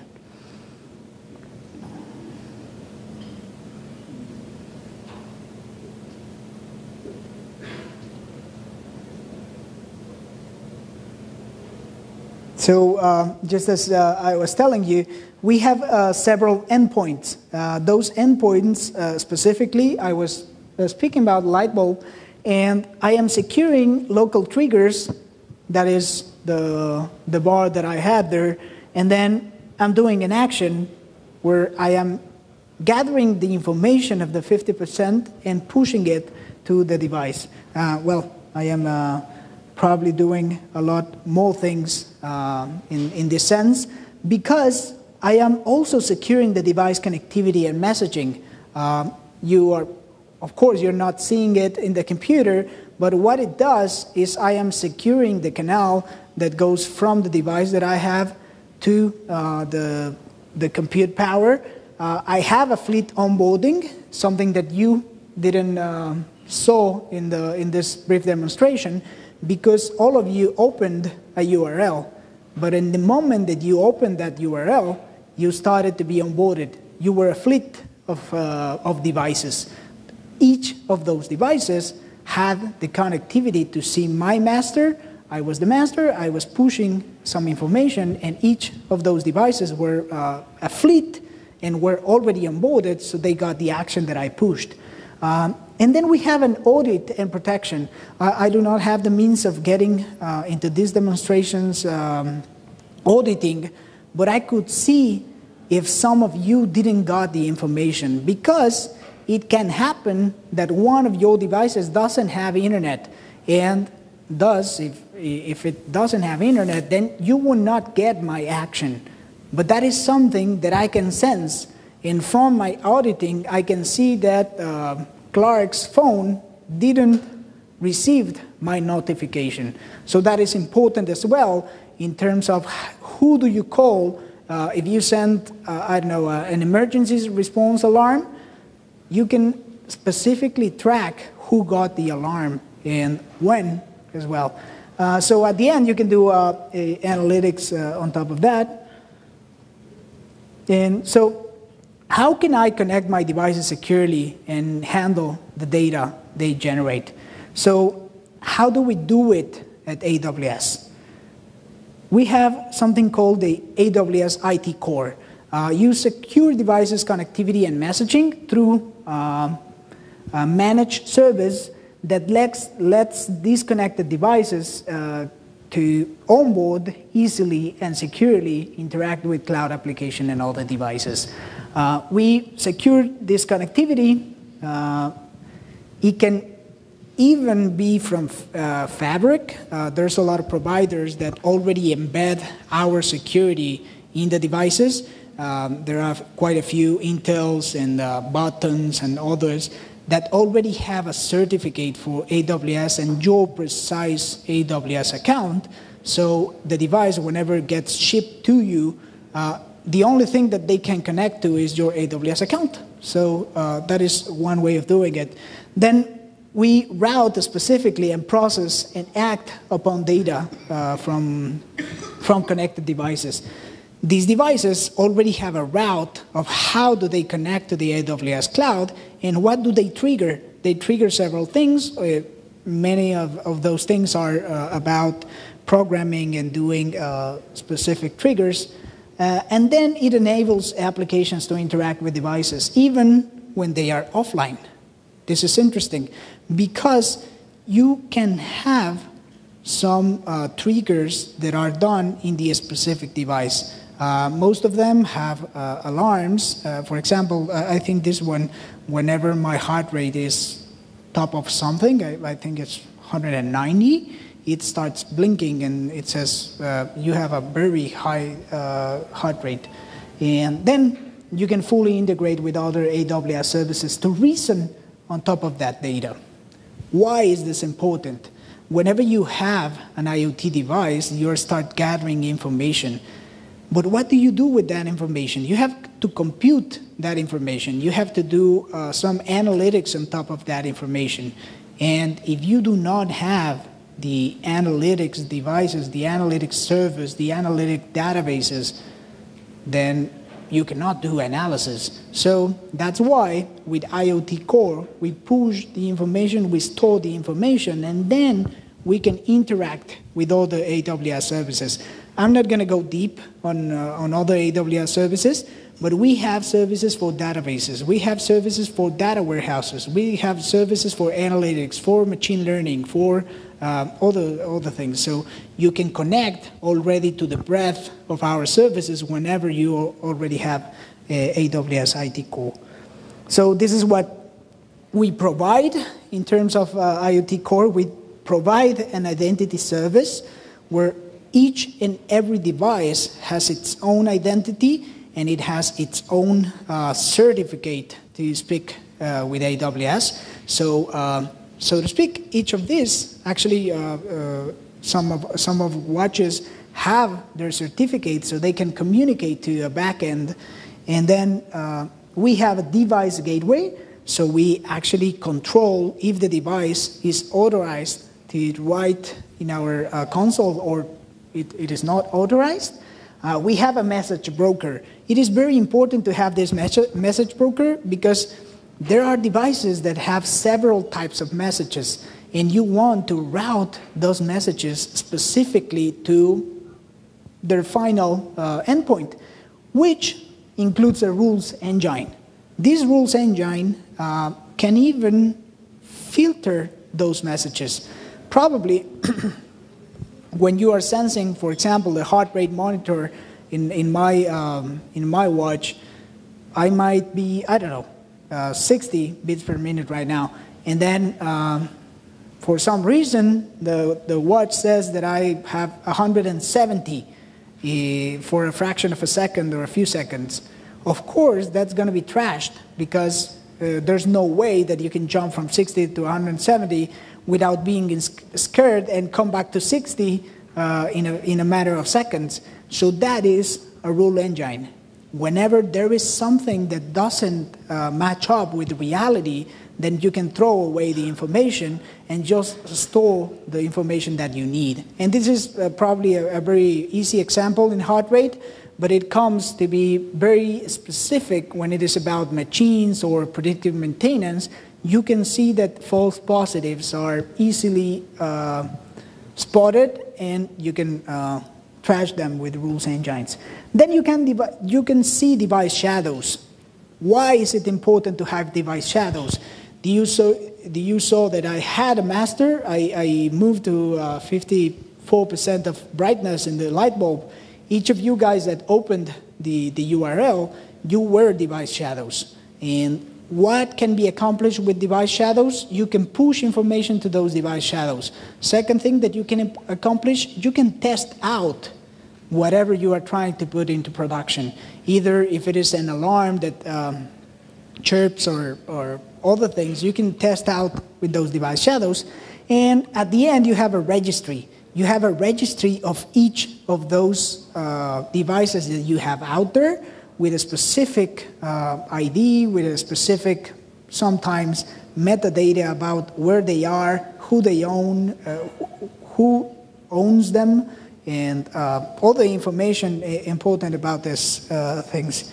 So in the terms of identity service, you can bring your own root certificate and automatically provision those devices. Sorry if I get a little bit technical or deep technical in this, but you can get your own automated tokens. So whenever you have those devices, you are already secure to upload them to the information. You can have specific policies that can be associated with these identities and registries.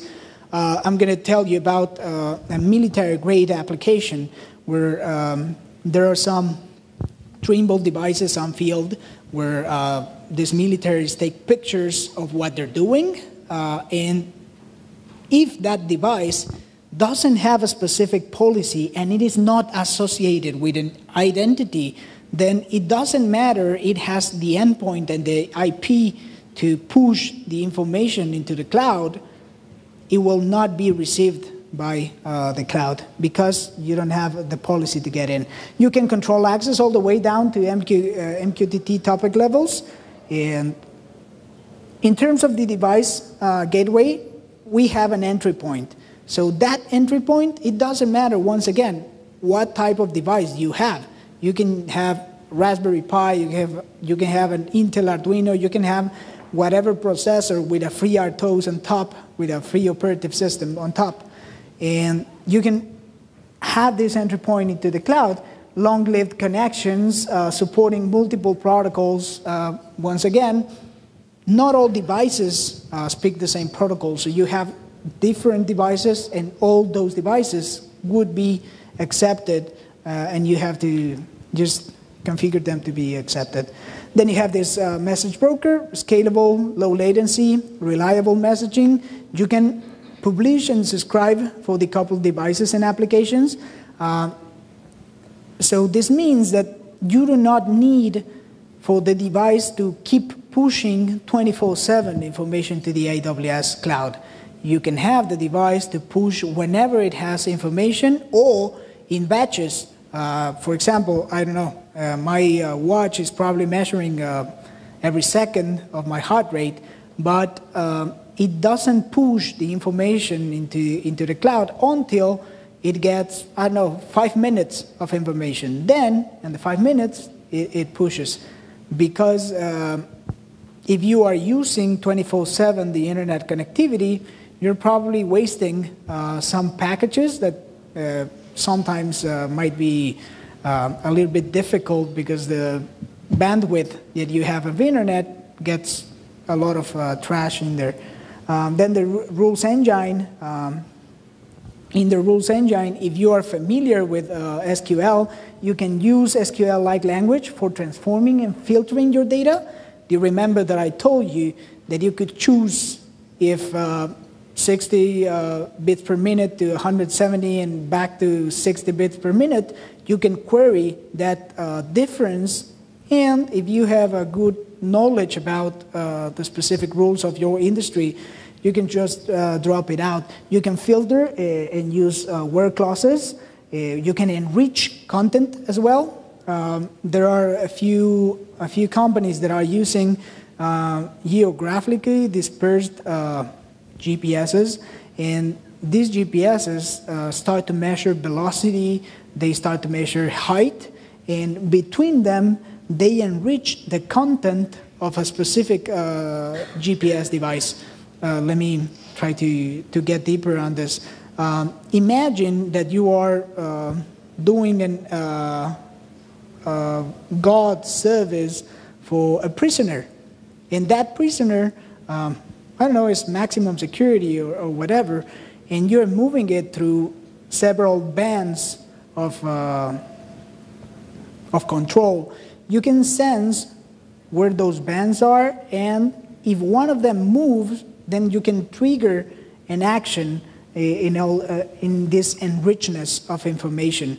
You can create more information or more enriched actions through the information that you're gathering. Device shadows is just a representation of dynamic device state. You will see all the time what is the specific device state that you all guys have. Once again, whenever you open that URL that I was giving you, I can also sense if you are receiving my information on real time. So with this device shadowing, I can all the time know what is the status on the devices that are onboarded. And I have static data, serial numbers, metadata, everything stored. So here are a few use cases that we've seen. Specifically, this is Penter. They provide water filtration systems for industrial brewing customers. A lot of geographies with unreliable internet connectivity, and they need to send data for sensors and devices while continuously maintaining connection. And it is challenging in remote areas. For example, it could be St. Kitts or whatever, other island in the Caribbean. The solution was that this water filtration system, the data is sent to AWS core, and when the connectivity is limited, AWS Greengrass provide Penter with a local connection so data is never lost. I'm going to speak a minute about AWS Greengrass.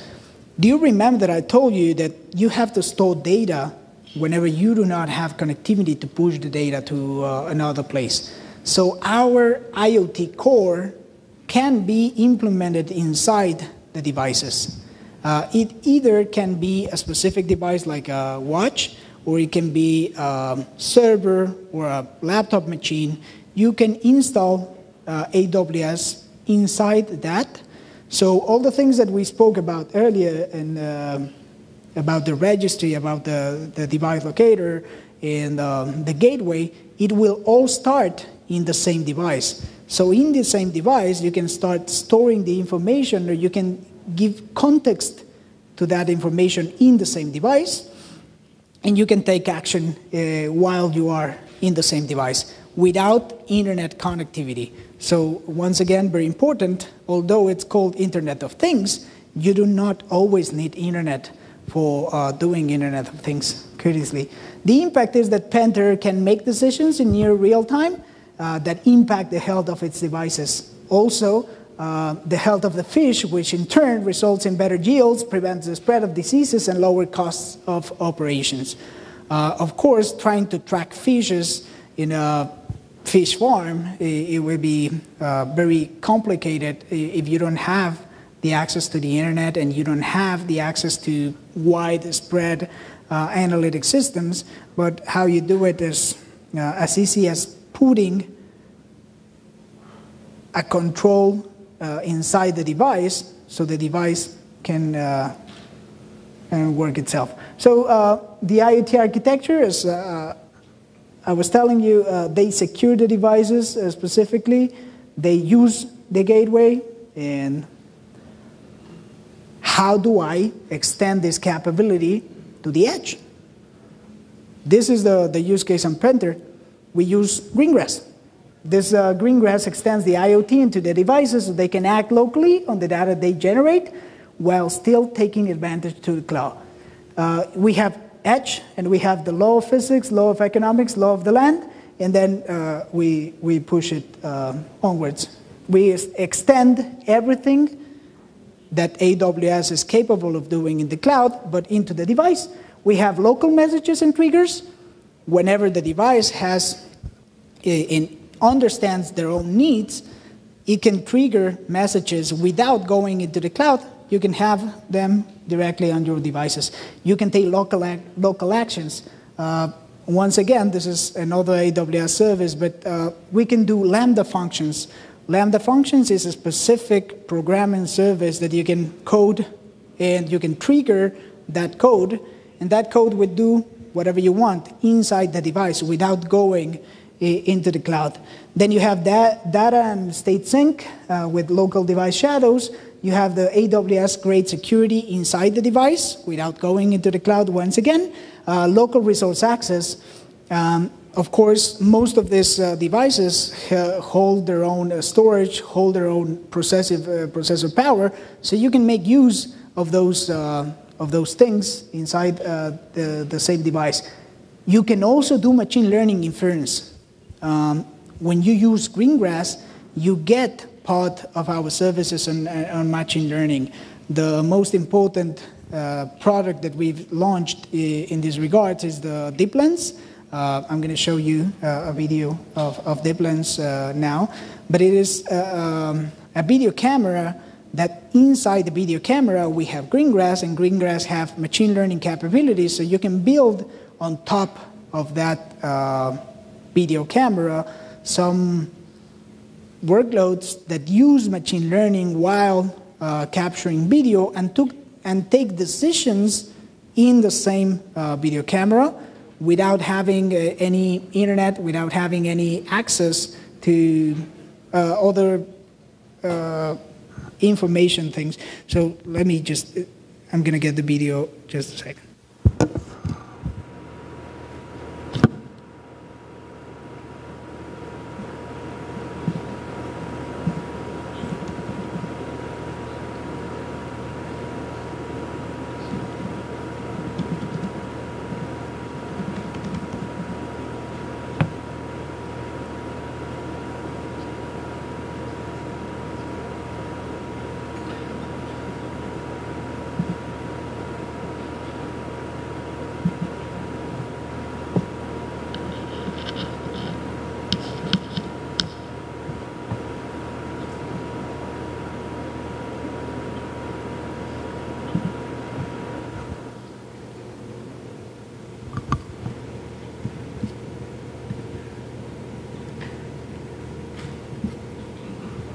Oh wow, this is going to be fun.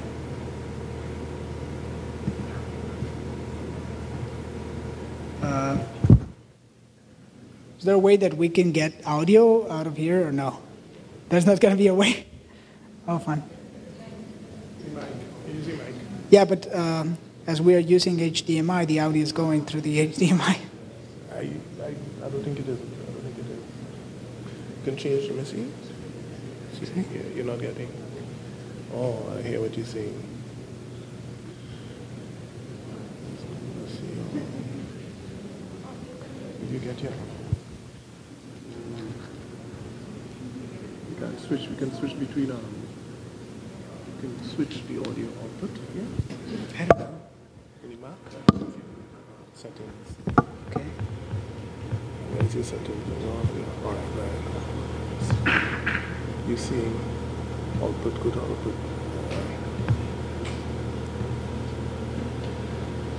Switch to HDMI, switch to HDMI. To AWS Deep Lens. You will need an AWS Deep Lens.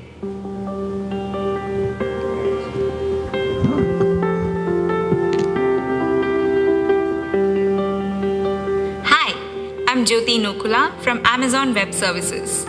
Today, I'm going to guide you through creating a model using Amazon SageMaker and importing it to AWS Deep Lens. AWS Deep Lens is a fully programmable video camera that comes with tutorials, code, and pre-trained models that are designed to expand your deep learning skills.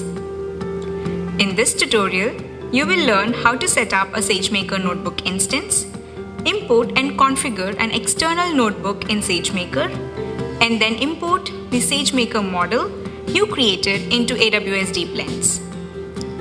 You will need an AWS Deep Lens device in order to complete this tutorial.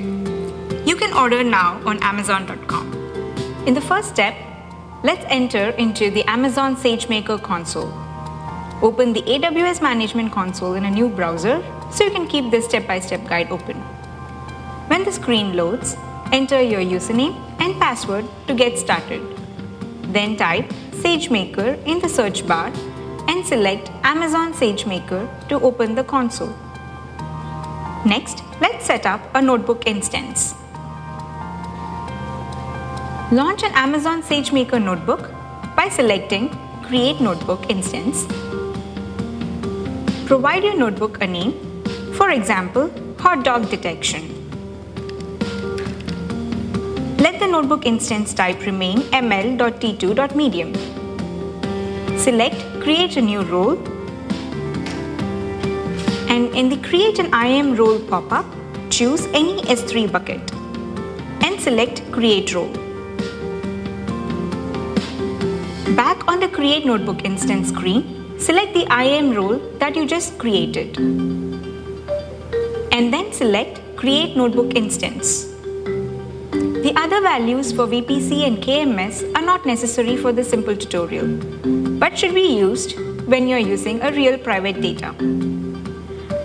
Return to Amazon SageMaker console and wait for the notebook status to turn from pending to in service. It takes a couple of minutes for the notebook instance to be created. Once your notebook instance is created, you will see the status as in service. Choose Open and you will log in into the Jupyter home screen. In this step, you will work within the Jupyter notebook, import a model from GitHub, link it to an S3 bucket and run some cells. Once the Jupyter notebook is open, select New and then Terminal to open a new terminal to retrieve the tutorial notebook. You will use the tutorial notebook to do a custom model. Now, you will retrieve the notebook from the Git repository. In the terminal, change to SageMaker directory by entering cd SageMaker. Next, we will clone the repository from GitHub by entering the command git clone and the link. You should see a message in your terminal with a done message. Return to the Jupyter home screen and navigate to the notebook by selecting the reInvent 2017 Deep Lens Workshop folder. In the folders, navigate to the Lab Session 3 folder and select the notebook named Deep Lens Hot Dog or Not Hot Dog notebook. To write its output, the model needs an S3 bucket. So let's create a bucket. You can access the S3 console by visiting AWS Management Console and in the search bar typing S3. Select Create Bucket.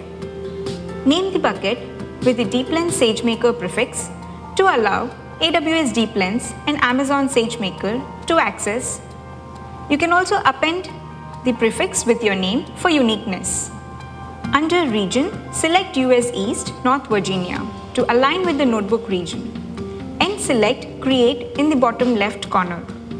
Next, go back to your Jupyter Notebook page and scroll down the notebook cells to the cell with the S3 bucket name and assign the name of the S3 bucket you just created. To import the model to AWS Deep Lens, visit the AWS Deep Lens console. Choose Models and click on Import Models. Choose Externally Trained Model and provide the S3 path. The S3 path is the bucket that you just created.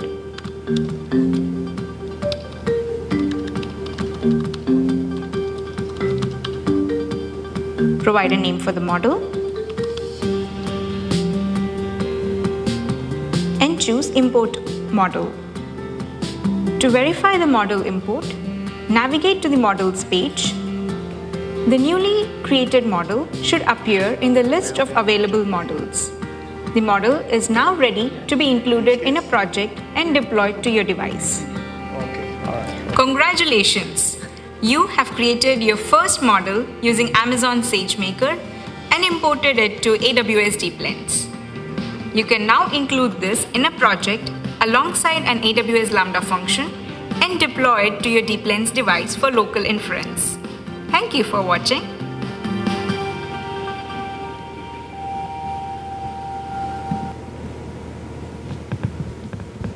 So, sorry to give probably that long video about how does it work when you have to deploy into Internet of Things, because this is the real back end of what an IoT device does look like.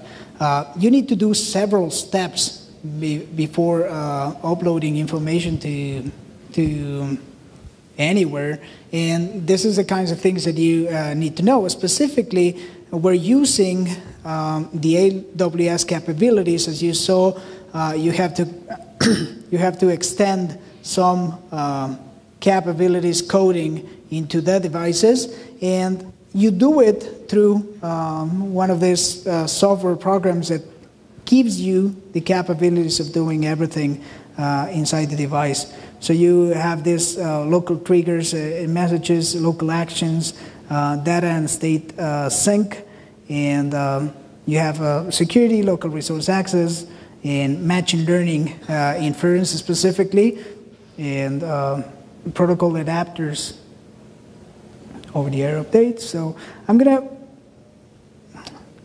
use another video to show you more specifically how does deep lens work, because I was hoping it had the actual deep lens demonstration. So just give me a second.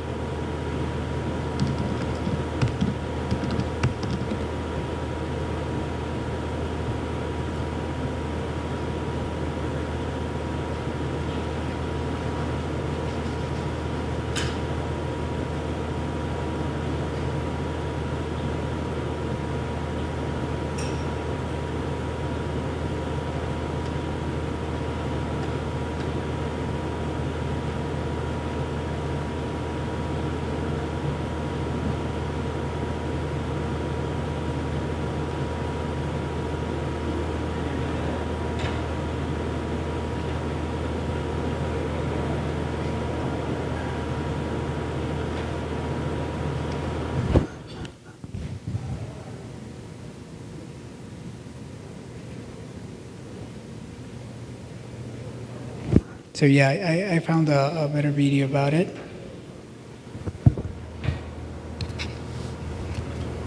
It's going to be a while, but you will see it.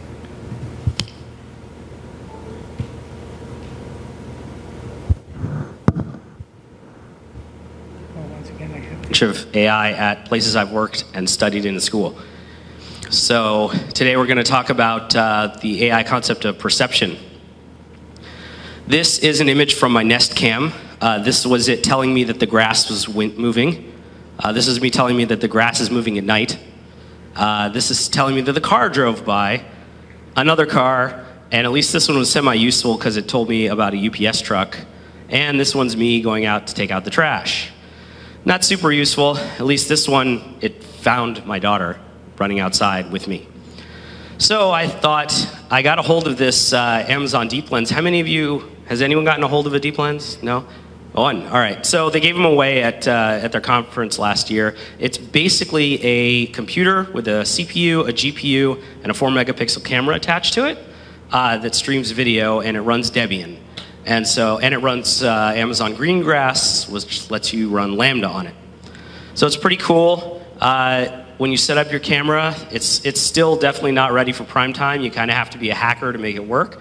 You have to start by configuring a whole bunch of IAM roles. Pro tip, use those links that they give you, even if you think you know what you're doing. I thought I knew what I was doing. I ended up breaking it and spending an entire day messing with it, just trying to figure it out. It's extra confusing because two of those are labeled as Greengrass, but one of them is actually a Lambda permission. So if you do get a hold of one. The next pro tip is when you are setting it up, it'll give you a certificate to download. Make sure you actually save that certificate. Otherwise, you're going to have to do it again. And then you're going to log into the device itself, and you are going to set it up. So you're going to have to upload those certificates back and set a password. Make sure you remember your password, because if you don't, you're going to end up in here, the grub menu, which I hadn't been in a long time. And then I attempted to fix it by logging in as root and following the instructions in their manual, which says to delete opt AWS cam. So if you get one, don't ever do that. because their instructions are outdated and wrong. So yeah, if it'll tell you to install that package won't give you all the files back. It took me days to actually get it working. But once I got it working, I was able to start putting projects on there. So it comes with a couple of default models that have been trained already. Object detection, face detection. I figured I'm building a security camera. Let's start with face detection. So I installed the face detection, and this is what it looks like when you run face detection. Here's me walking up, person walking up, and you can see that nothing at all is happening. I walked all the way to the door. It never detected my face. I even came around and walked all the way up to the window, which of course nobody would ever do in real life. And you could see how close I had to get before it actually starts detecting my face. So unfortunately, face detection didn't work. So I decided to try object detection instead. And object detection, so this is what a deployment looks like. You can see here it's warning me that I'm replacing face detection with object detection. And then when it starts, this is the screen you will get. You will see things like the progress. So the models are built in the cloud and then pushed to the device where the inference is done. And so this is it pushing to the device. It'll tell you what's being pushed, the current project, face detection. It'll warn you about always needing an update. It'll always tell you you need an update no matter what update you're at. It's these things they're hoping to fix by the time they release it for real. Here's some info about your ARNs and things like that, so useful information. And then this is just telling you about the inference, the outputs, and where you can find. So it uses the Amazon IoT system, so it's outputting everything automatically to the IoT system. So if you've used Amazon's IoT system, you can use that to get all of your information, your inferences. And so here it is with object detection, and you can see that it's doing a much better job now. See, it put a bounding box there. It said person. So obviously it's working. And here it is again during the day. And you notice that it's doing some other stuff, and I'll tell you about that in 1 second. Here's my daughter and the nanny coming out. And so you can see it's definitely doing a good job of detecting people. It's detecting other stuff too. And this is what the live stream right off of the camera looks like, with the bounding boxes. And what's interesting here is it did in fact detect my daughter as a person. It detected the nanny with the stroller as a horse. And the house across the street as a train. So obviously... So what I wanted to show you about, of course, is that that the devices actually start learning, of course, with machine learning inside. But what we are doing in this, or what this guy was doing in this deep lens camera, was uploading code into a camera that just have machine learning capabilities, and it has to be trained, and it is not connected to the internet. What it's doing is just having a sense of the video. Do you remember the three things that we're doing with IoT? One is sensing, the other one is storing the information and then having an action through that information. So it is sensing whatever the video is coming, and then it's taking an action inside the video camera without going into the cloud, which is one of the pretty amazing things about what you could do specifically. We're watching with Greengrass. You start using the same capabilities that you have in the cloud, but you use them directly in things. So how can I securely connect constrained microcontroller-based device? We have Amazon FreeRTOS. Do you remember that I told you that each of these devices need an operative system? We extend the capabilities for every user to have it in every device. We have an Amazon operative system that you can install and implement in the device that you need. And these are the basic questions that you could have whenever you are uploading a new device. Either, will it work on my chip? Does it have the functionality I need? Where do I get it? And how do I start? So this works exactly like this. Will it work with my chip? Yes, we have several chips that can be used. Does it have the functionality I need? we have hardware drivers, VR tools, security libraries, connectivity libraries, a lot of things, and embedded apps. Where do I get it? You just go to AWS and download it. And how do I start? We get based on the FreeRTOS kernel, and we have all these things. We have local connectivity libraries, we have cloud connectivity libraries, security connectivity libraries, and code signing. And it is based on the first real-time operative system for microcontrollers. I'm just gonna move a little bit further. So how can I manage my growing number of connected devices? Do you remember that I told you that you're gonna start growing in the amount of devices. Each of those devices, the ones that I told that you're gonna place into the cars and into a fleet of cars is gonna get a little bit complex to know that each of those devices, where they are they in good condition, are they writing the information in the same repository that I need to? So we do it through IoT device management. We have a fast device onboarding at scale with a real-time fleet indexing and search, so you can know exactly where the device is, who does it belong to, and how can I use the specific device. And you have also monitoring and updating for those devices. So you already have those devices deployed, you already have them onboarded. Now you can do upgrading and return some updating into the device. With this same IoT device manager, you can also maintain the fleet health. You will do this by batch fleet provisioning. Whenever you're ordering your new IoT sensors, you can ask the manufacturer to place just a connection directly to AWS, and you will have this batch fleet provisioning. Whenever you start the devices, those devices are going to be connected directly to AWS. Of course, when they get an internet connection, you can search real-time every device that you have, and you have very fine-grained device logging and monitoring.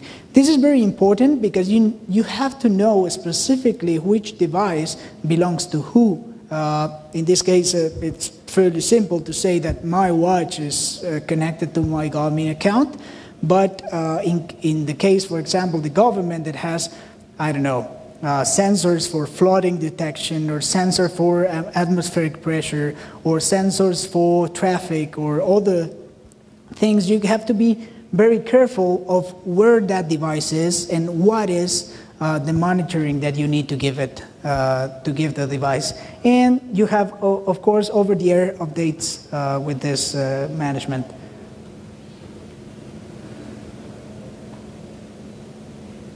One of the guys that is using this is Trimble.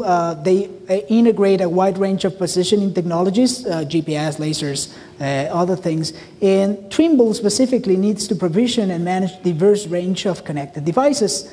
They do this in 150 countries. What was the solution that Trimble did? They aggregate all Trimble sub-services, IoT, ingress, egress, and other, into an internal product called TPaaS. And this TPaaS is leveraging IoT Core, IoT device management, and the IoT platform is of choice, all featured Trimble workloads, including migrating legacy data to cloud. What was the impact of using device management? They helped Trimble increase their device provisioning throughput by 400%, and allowed them to meet their planned production through connected devices. Why is it important to have device management and onboarding automated? Because when it comes to IoT, it is not a matter of just one sensor. It is a matter of just one sensor when it is at home. I just have one watch. I cannot wear 5 watches. But when it is a population, and let's say that it is a watch sent by the government, then we all have watches. Of course, they were sent by the government, and I need, as the government, to control all these devices, and they're going to be very massive extension of devices. Do you remember the 20 billion or 30 billion? I don't remember the amount of devices that were connected, but you will need a lot of control on how to deploy these devices on land. So right now, just recapping here, in the things directly, we can have all the capabilities that we see in the other side, but inside our FreeRTOS and inside Greengrass. And then we have IoT core, so we can start operating those IoT devices whenever they come and knock at the door at the AWS account. And then we have this IoT device management where we can manage all the devices that get onboarded into AWS. Then we're moving to the fleet and audit protection. And the question here is, how do I ensure my connected devices stay secure? This is a very important question. It is an important question also personally, but it is more important when you're working with several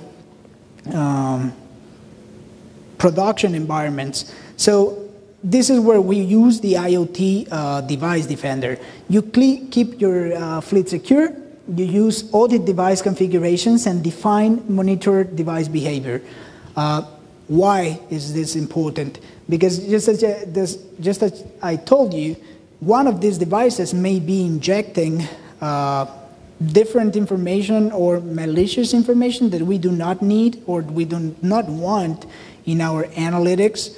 So what we do is give each device a specific configuration and monitor if that configuration is changing over time. Because those devices are going to be in the street, and I know everybody can go ahead and change the configuration of the device, and the device may be doing some weird things, and we just wouldn't want that. We will identify these drifts in security settings and detect device anomalies. So whenever somebody tampered the device and probably started injecting malicious code or whatever, we're going to be able to identify that with IoT Defender. And we will generate alerts. We will tell somebody's touching the device or somebody's doing something with the device. And we can also send send over-the-air updates and patch security vulnerabilities. So with this, we can audit the device configurations, we can monitor the device behavior, identify the anomalies, generate the alerts, and patch security vulnerabilities with over the updates. I'm going to just skip these things that are deeper edge. So with this, the fleet on audit protection gets done by AWS IoT Defender, Device Defender. So now we jump into how do I do analytics and how do I do intelligence on top of this? Do you remember how do I cross all this information? How do I generate value from my data? So this is done by AWS Analytics. The AWS Analytics, it's a service that processes, enriches, stores, and analyzes and visualizes IoT data. So you can do it from a single source of truth, and you can view all your devices connected and how do they relate to each other. So IoT data is noisy and contains gaps and false readings. Do you remember that I told you that we have to filter out that information? We have to be certain that the general information and the general data that I have is good data and is healthy data. So that is the first thing that I have to worry about. Then how do I enrich that? I filter it, process it, transform it, and enrich that data in IoT analytics. Then I store the raw data, and I store as well the processed data. And finally, I add other queries or sophisticated IoT analytics for visualization.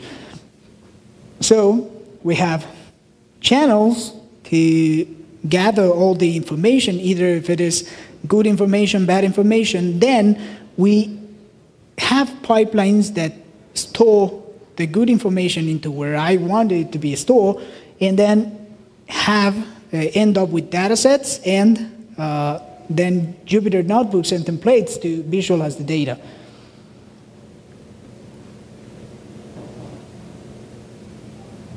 Hello, excuse me. Yes. There's a Keybait question. Yes. Is it possible for AI to be smarter than us and take over the world? For example, detect a crime and act on solving the crime on their own? Oh, wow. It just came in. So that's a good question. So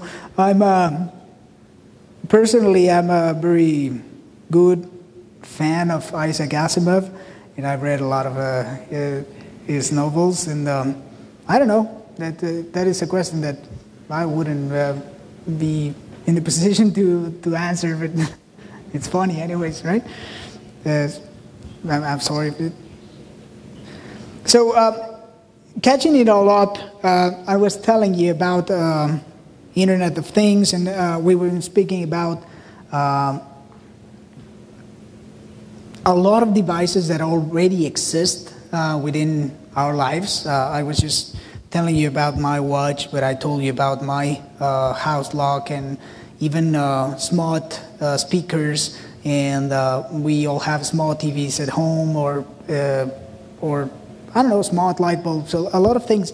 But what I'm trying to tell you is that all these devices need an orchestrator, and what we do in AWS is help governments and help organizations, education, universities, and private companies, giving you an architecture on how do you use those devices in a correct manner. So we have, in terms of things, we have two pieces of architecture there. We have an operative system, FreeRTOS, as I was driving you through, and then you can also install Greengrass, which is part of the right side capabilities here. Storage and compute is all messed up inside Greengrass. And then in the side of the cloud, we have several tools that can help you do IoT correctly. First of all, we have the IoT Core, which lets you interact from your device to the AWS account in a secure manner, in an organized manner, and you can start placing your data correctly into a store and compute manner. So then we get into the IoT device management. Of course, you're going to get a lot of devices, and all of these devices will need to be organized, and I know you have to know where they are, what are their capabilities, what version of the software they're running. You will want to patch them frequently. You will want to send updates, and that's what IoT device management does. Then you would like to have a lot of security in that device. Imagine that somebody can tamper a police department emergency button, and instead of doing an emergency, I don't know, it harms I was seeing whatever, it doesn't do what it's supposed to do. So that is why we have to defend those devices, and we have the capabilities of defending those devices and monitoring all the way that they are correctly defended. And at the end, we will have to do analytics on top of that information. Of course, the depth of the analytics that you can do depends specifically of what you want to achieve. There's a lot of student use cases and university use cases, research use cases, where there's a lot of information being crossed between healthcare data, between temperature and other informations. So can you start working with IoT even faster after seeing all these capabilities? It seems like it's quite a lot of onboarding the devices and managing and all those things. But yes, you can start working with IoT even faster. We created this IoT one-click products, and those are easily adapted to the cloud. You can acquire one device. We have these devices in the AWS account console, and you will see those as IoT buttons. IoT buttons have 2 or 3 capabilities in terms of how you push or press the button, and you just acquire the device, you configure and deploy it, and you can already start extracting reports. So what is IoT one-click? It gives you ready-to-use devices out of the box, securely connected to the cloud, associate device functions, so you can choose whatever you want to do with that button. Specifically, we've seen this button in emergency cases or in terms of maintenance or in terms of other easy things that can be done. Specifically at Amazon.com, we use these IoT buttons as something called dash buttons. And those dash buttons, if you have them at home, they have a specific brand, let's say Gatorade. When you get run out of Gatorade, you can go ahead and click the Gatorade dash button, and what it will do, it will place an order in Amazon.com so we can refill your Gatorade supply at home. So these are the kind of things that we can do in IoT one-click. And these are devices that are completely out of the box. We have this device that already has an LTM button, so you can connect it through a 3G device, so you don't need to have a specific Wi-Fi. You can connect through your telecommunications company. So this within. And in this same regards, this one-click one-click IoT, you can also have mobile applications where you can have it. We do have AWS IoT one-click on iTunes and Google Play, and you can just download it in the. So this is the full AWS IoT services suite. In the things we have FreeRTOS as operative system. We have a gateway, AWS Greengrass, and inside we have AWS IoT Core, Device Management, Device Defender, IoT Analytics, and this new feature that I told you about, AWS IoT One-Click. So I'm just going to show you how what is our state of the art or the biggest things that we do. So we have a lot of endpoints we spoke about earlier. All of those endpoints need to connect somehow. We connect them through Amazon FreeRTOS, or it can be connected through the operative system that the device has, either if it's a Linux or another thing. And then we, in the gateway, we start doing the message broker. We filter the information the device is giving. We can have a certificate so we can make sure that the device is a genuine device that should be reading on or writing in our repositories. And then we do that up together. We do over-the-air updates. We manage each of those devices as a fleet. We know which version of the software they have, either if they're turned on or off. We do risk mitigation. If somebody is tampering with the devices, somebody's doing something with the devices, we alert, we monitor the device configurations. And then we can do analytics.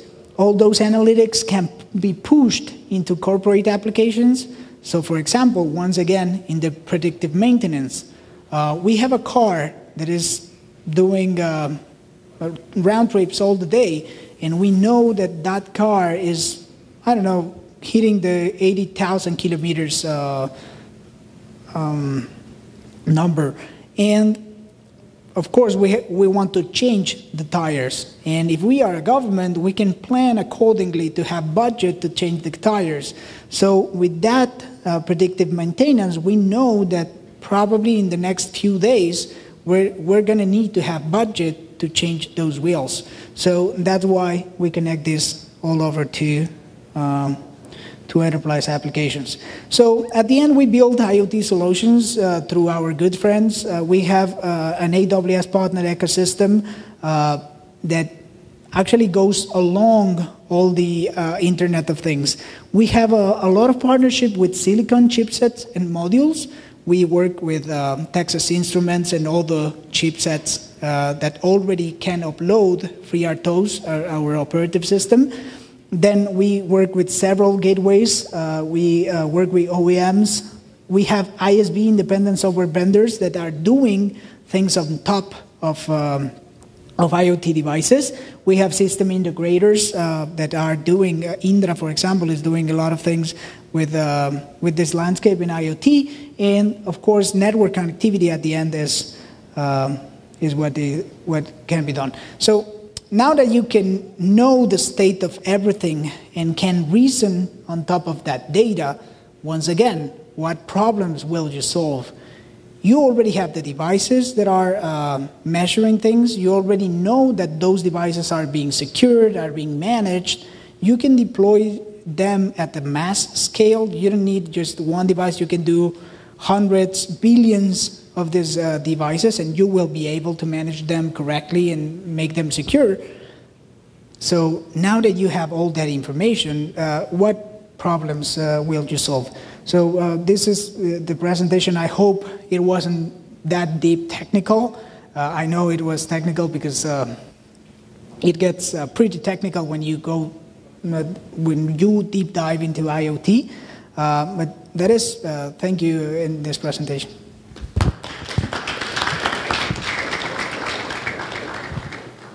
Questions? Oh, do you have any questions?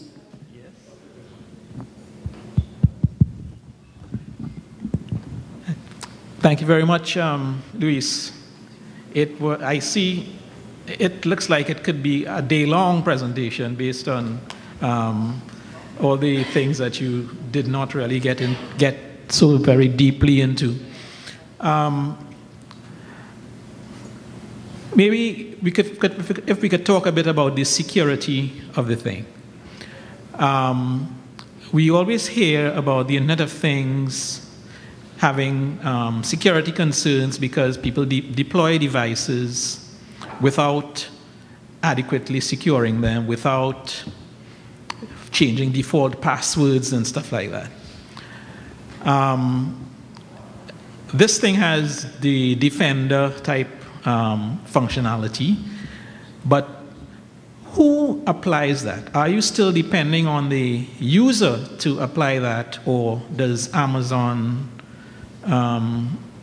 have any part in defending the devices?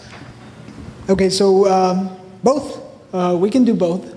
If you go for AWS one-click IoT one-click, those certificates are going to be incorporated, so you don't have to worry about the security because the device can only communicate to your AWS account. So there's no way that there can be a security breach between them.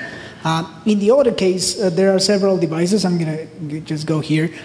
There's a certificate that you have to place on top of the devices. If you are managing and you are creating your own devices, for example, on the question that we have online, if you don't want a company personally to own your data, then you can create your own devices, but you're going to be responsible of getting that certificate authority.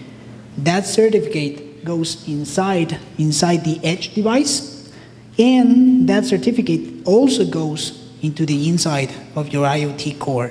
So these devices actually do a handshake, and then you know that they are secure because this is a genuine device and this is a genuine endpoint. So you know that both are controlled. When you are talking about security in the inside, it is a whole other matter because you already have data stored in a data center. You have it inside an Amazon RDS, a relational database service. You already have the data there. You have to be careful on the specific security of that information, which is no longer about just IoT. Is when you already push that information into a repository, then you have to secure that repository, which is no longer IoT, but it's still security. So answering to the question directly again is we can do both. Inside IoT onboarded devices in one click, they already have security embedded, and that is Amazon's security embedded. And if you get your own IoT device, then it is shared responsibility because you are the ones that have to do that security on top of the device. Okay. Another aspect. I'm a bad actor, and I'm wondering, and I'm seeing Amazon having these nice web tools, and maybe I can use Amazon Web Services to build a bigger, better botnet. One that I could, it's all well secured. I look like a customer, a normal customer to you, but I'm doing bad things. Are there any safeguards you all have in mind for preventing people from doing things like that? So yes, our customer agreement actually has very specific rules on what you can do and cannot do in the cloud. I'm going to just mention two that come on top of my mind, and one is, we have a lot of adult sites hosted inside AWS Cloud, for example, and that it does not break any law. But in case of child pornography, for example, we have it banned on AWS. So if somebody tries to host that in AWS, we terminate the account instantly.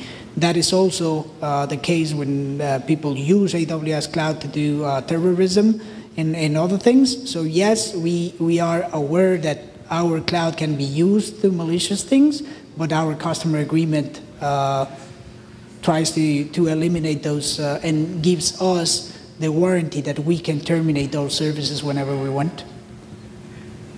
Okay, well, once you are aware and can identify that this is... Yes, yes. Okay. Hi, sorry, go ahead. Just to follow up on Nigel's question, I think it's pretty pertinent because two things I want to inquire about. One is there a methodology inside of the architecture that AWS rules on the architecture you described here? Is there a methodology inside of there to actually detect malicious code, malicious bot, or any SQL injections, anything that is malicious that may not be obvious, even to the users? All right, and even before the IoT code or device is published publicly, or as a part of the test process for implementation, or even after it's implemented, upgrades, micro patches, fixes, of course, the devices may be upgraded, and you may have to upgrade code. Is there a process, a methodology in place to ensure that? So yes, definitely. There's a lot of methodologies. They're non-AWS related because they're like industry methodologies. But anyways, yes, definitely. You can monitor how the security flows all the way. Specifically, you are worried, when you're talking about IoT, you're worried about which device is writing where. That is all you need to worry about. Because at the end, when you already have that data stored, then it comes to another different league. Because you already have the data stored, who can access that data that's stored, right? In the case of the government devices or healthcare devices, I mean, this watch can go write, but it can no go read information. Which device is going to be able to read? So it is a different connotation. But yes, at the end, there are a lot of methodologies where you can see where in the flow of information you can do SQL injections, you could do malicious activities, you can change information, and you can block it. And there are a lot of methodologies. Most of what we do here is already secure. I mean, in terms of security and certifications, we have certificate authorities in both places. We make sure that the information flows correctly from a genuine device to a genuine endpoint. And whenever the information is already in AWS, there are very few spots that you can actually tamper information. For example, when you already dropped it into a database and you have poor coding in your database access, then you might get a breach of information. But that is a shared responsibility, because we make sure that your data is secure inside the data center. But if you do not do a great job in your application, there is a potential breach of security. Yeah, so my last point on that would be, I'm assuming there will be some agreement between AWS and the third-party providers or companies that actually develop the IoTs or organizations, where whatever is inside of that agreement, at least you're ensuring that there is trust there, and that the third-party vendors are actually compliant with whatever laws and regulations and policies that exist, that they're actually compliant. And so I'm saying that there's some level of agreement or trust, or is it up to and there's a shared responsibility. So this is it just up to the third-party vendors. Yeah, so in that case specifically, again, on the third-party vendors, let's go to the cannery. We saw that AWS hosts the cannery information. So that is a third-party problem because cannery is the one that's finally selling to the end customer, right? I, Luis Ayala, I'm a customer of cannery, and although cannery stores and uses AWS IoT, the AWS IoT platform is managed by cannery, right? So cannery has the responsibility with Luis Ayala, and it is not Amazon Web Services, right? So it's it's a shared responsibility again. Yes, the question from. Hopefully not. Hi. Yeah, as we move more towards smart homes, the Internet of Things, and AI being able to learn our behavior, you gave the example of the security camera, for example. It detected a train, but then eventually it has to learn the behavior. How easy is it for the AI to relearn, in a sense? Because as humans, we're creatures of habit. So the AI may be detecting your consistent habit, but if that habit changes, how do I, for example, stop my lights in the house from coming on at 8 if I decide I want to sleep till 9, and will it override? And then do I have to, I don't know if you understand where I'm coming from. How easy is it to reset and have the AI relearn, whether it's your personal behavior or the system or the Internet of Things? Yeah, so a couple of things there. Artificial intelligence, it is actually a matter of training the artificial intelligence. So I cannot answer very specifically on how much it would take, but it takes time to do training of these neural networks for the AI to be functional, right? So there are no systems that I know yet of personal use that can learn your habits and suggest something for your habits, at least not yet. And it will be a little bit complex for the AI to actually shift from your habits. If you stopped drinking water or stopped going out on porch each night, it will be tough for the AI to learn that pattern instantly. It will take, I don't know exactly how much, but it will take time because it has to be trained. And it will learn a little bit more each time. Yeah. Me again. Yes, me again. There are a lot of elements in that system on the screen there. What's the status of availability of all the elements? I noticed on some of the charts there was a little thing like coming in 2018 or something, or indications like that. So I'm wondering, is all of that available today, in service today? Yes. Yes? Yes, already is available. Everything in this slide is already available. All right. And how long has this service been offered? How much in-service history do you have? AWS IoT, I don't know exactly, but it has been for a few years now.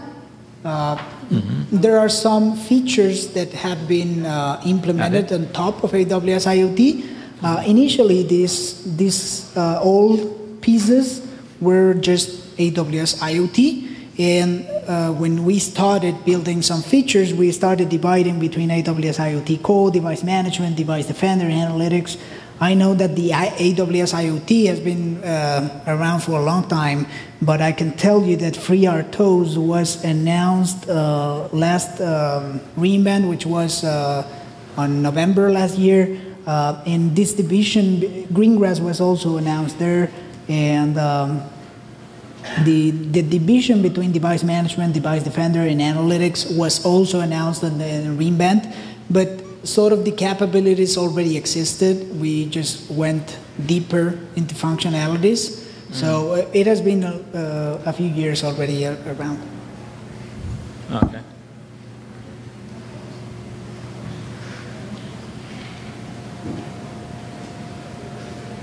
So if there are no further questions, either if you want to watch a simple demo of Alexa, we can take a break and then come back here in 15 minutes and... Huh?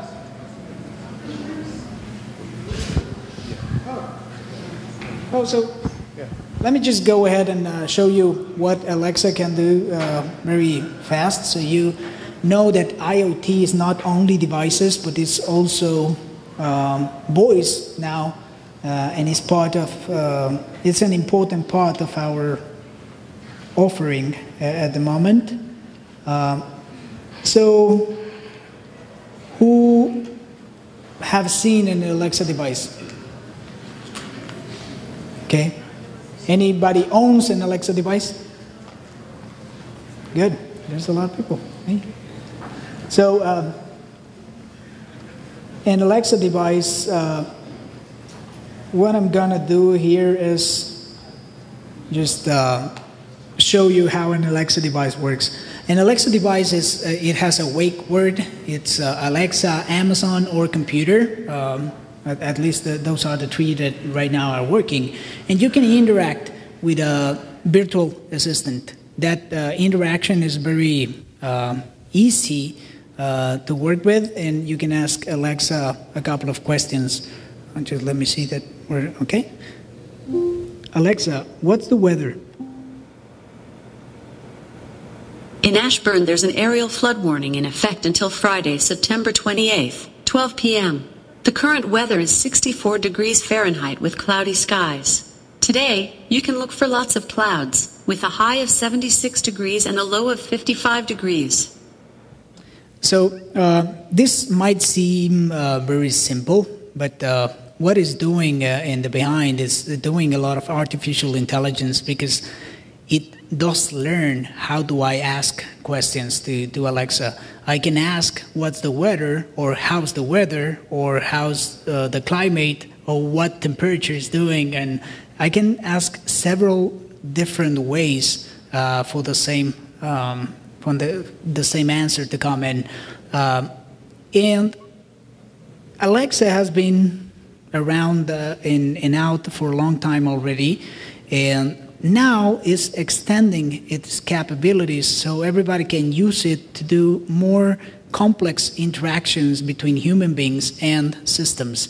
So, for example, I'm going to show you one simple application that I developed actually on a demonstration, and is how do you interact with Alexa to ask her to do an evaluation of your grades, so she can tell you either if you're most likely to fail a specific subject on the school, or you will pass the subject. How does Alexa do it? Alexa is not doing a lot. Alexa already does the artificial intelligence, so I can speak with her.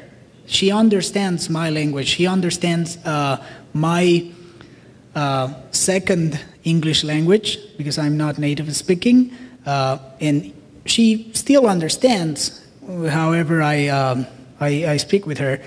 But behind Alexa, I am using AWS IoT, and I'm bringing that utterance, that query from Alexa to a system. That system behind has a database of its own, and then I'm doing machine learning on top of that database. So I'm letting Alexa control the back end, my applications, so I can query those applications. What kinds of things we've done with governments in this regards? Governments can now appoint health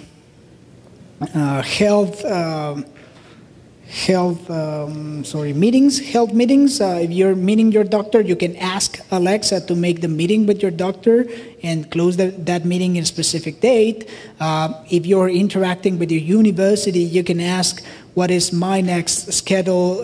Do I have homework? What are my grades right now, if I am a citizen, do I have any tickets that I have to worry about?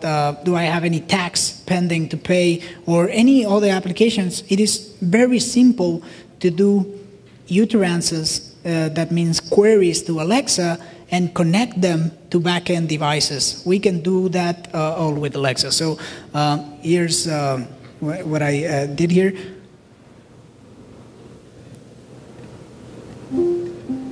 Sorry. Alexa, ask MySpace Tech if I would approve G3. There was a problem with the requested skills response. Just a second, because I'm not sure what's happening.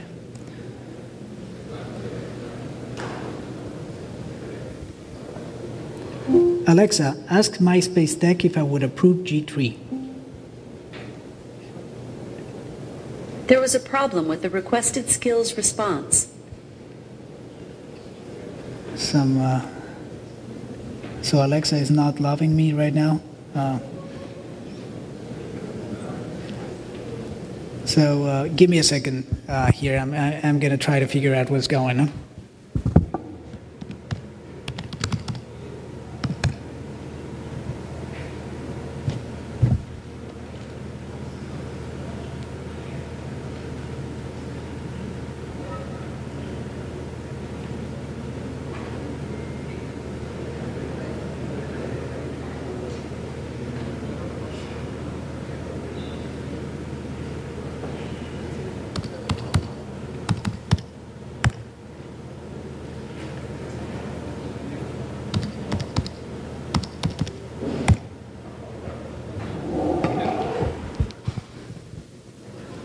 So I'm going to show you how this works like more deeply. What we have here is that Alexa actually connects to AWS through a Lambda function. The Lambda function is a place where you store code, and it can be triggered by an action. Specifically, I have this this test where actually it gets to the Lambda function, and it's triggered by the Alexa skill set. And I'm going to go a little bit deep in technical here, but I am creating this environment for Alexa to work. And there are several things that I can ask Alexa. For example, where is the library in a university? Where is the medic? Where is a specific building? And specifically, as I was trying to go here, is ask for an approval if I will actually make it through grade 3. And it does a machine learning function where we have several information of the student, and it actually compares if through machine learning it will most likely pass the subject or won't. So let me go to monitoring. We will see that there are invocations, at least 4. Let's see. Alexa, ask MySpace Tech if I would approve G3. Building 1 is the pink one to the south. Of course, it's not a building, but let me see.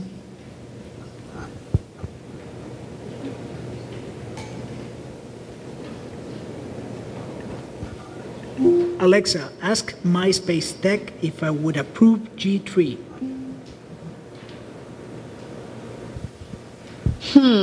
I don't know that one.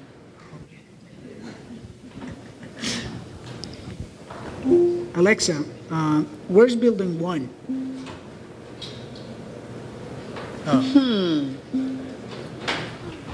Alexa, ask MySpace Tech if I would approve G3. You are most likely to fail the subject. No. Yeah, I was going to fail this test of Alexa, but I didn't. So what was happening is that with the mic, it's doing a cycle. So I have to take away my mic to ask things to Alexa. But here the thing is that you can have these Alexa devices wherever. As you can see, this is a sample application, but this application can be embedded into all the mobile applications. So you can already interact with Alexa in several applications. Even there are already phones out there that have Alexa inside. And when you are already speaking with Alexa, you already have an IoT device with you. And that IoT, once again, can be triggering some functions, and it can take action. What kinds of actions? In this case, very specifically, we're predicting if a certain student will pass or not a subject. And it is a combination between IoT, because we're using IoT to communicate via voice, but behind IoT, we're doing a complex processing in a system and asking machine learning prediction of that system with a specific set of information to query in, and it will give me some answer. So those are the kinds of things that you could do in Alexa. Just as I told you, you can go query if you have pending taxes. You can go query if you have pending tickets on your driving. And in universities, you could do what is my next subject? What are my grades? Do I have homework? All of those things. So that is the what voice part of the conversation, and I think it's already 12. So yeah, I was very happy to share this with you. I hope I didn't bore you a lot. I know that hearing the same voice for a couple of hours can be really boring, but this is IoT. This is IoT at AWS, and we have all these things in voice for you. Voice is available in English, so it's really easy. You can download this Reverb application, and if you have an Amazon.com account, then you can already start using it by your own. Thank you for that.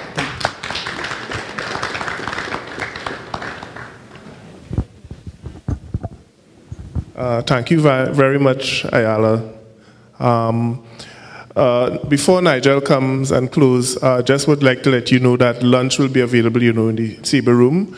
And there is one announcement I just want to remind you of again. The Independence Drill Competition at the Port Zante location. It's an hour, it's about 15 minutes drive from here, and it's 5 p.m. this afternoon. It's in honor of the 35th anniversary of independence, so please remember that event. At this point, I would like to invite Nigel Casimir, telecommunications strategist, specialist at the CTU, to close us off. Thank you very much, Junior. Basically, what this does is it brings to an end our St. Kitts and Nevis ICT week for, well, this particular instance. And we've been here since Monday, and we had our CTU Executive Council and Conference of Ministers meetings. We had a ministerial seminar yesterday. We had other meetings of our CTU committees. And we ended up today with our Internet of Things workshop, which was this. And also we had a session for ICT for persons with disabilities at the ICT Center across at the industrial site. So all of these activities together make ICT Week. And we were very pleased, in fact, with the participation and I guess the general success of the work and the meetings that we had here for all of this week related to ICT Week. So basically, I would like to say thank you. Thank you to the community of St. Kitts and Nevis, to our Caribbean CTU stakeholders who traveled here and helped us to put on all of these events during this week, that participated in the meetings, that helped us to have the fruitful discussions and take the appropriate decisions that we would have taken. Our theme had been 21st Century Government, Enhancing Connections and Accelerating Progress. And I think from all that we've done, I've seen great progress made in the meetings we've had. I think we've really enhanced the relationships that we are building, and hopefully out of this we have quite a few follow-up items to do. We will be accelerating progress towards 21st century government and ICT-driven development across the Caribbean. So a final thanks to all the sponsors that we had. Premium sponsors, ARIN and Digicel. Gold sponsors, Amazon Web Services, who did the workshop this morning, and Cable and Wireless Communications. Silver sponsor, Microsoft. Then other sponsors, Carlson, More Than the Last Mile, LACNIC, ICANN, and several local sponsors as well, the Embassy of the Republic of China and Taiwan, Construction Technologies, KP Electronics, Flow, St. Kitts and Nevis Social Security Board, Admiral 2008 Limited, Skipper, Open Interactive, St. Kitts Tourism Authority, and Ministry of Tourism. So to all these sponsors, to all the participants, in fact also our audiovisual technicians who worked quite successfully with us throughout the whole week. Basically just to say thank you to all, and I hope we can see continued cooperation among the countries of the Caribbean. And I should have also mentioned our students from outside who came in today, who did all their demonstrations. Thanks for your input as well, and I hope we've started and can continue strong cooperation and collaboration around the Caribbean for ICT-enabled development. So thank you very much, folks, and enjoy the rest of your day.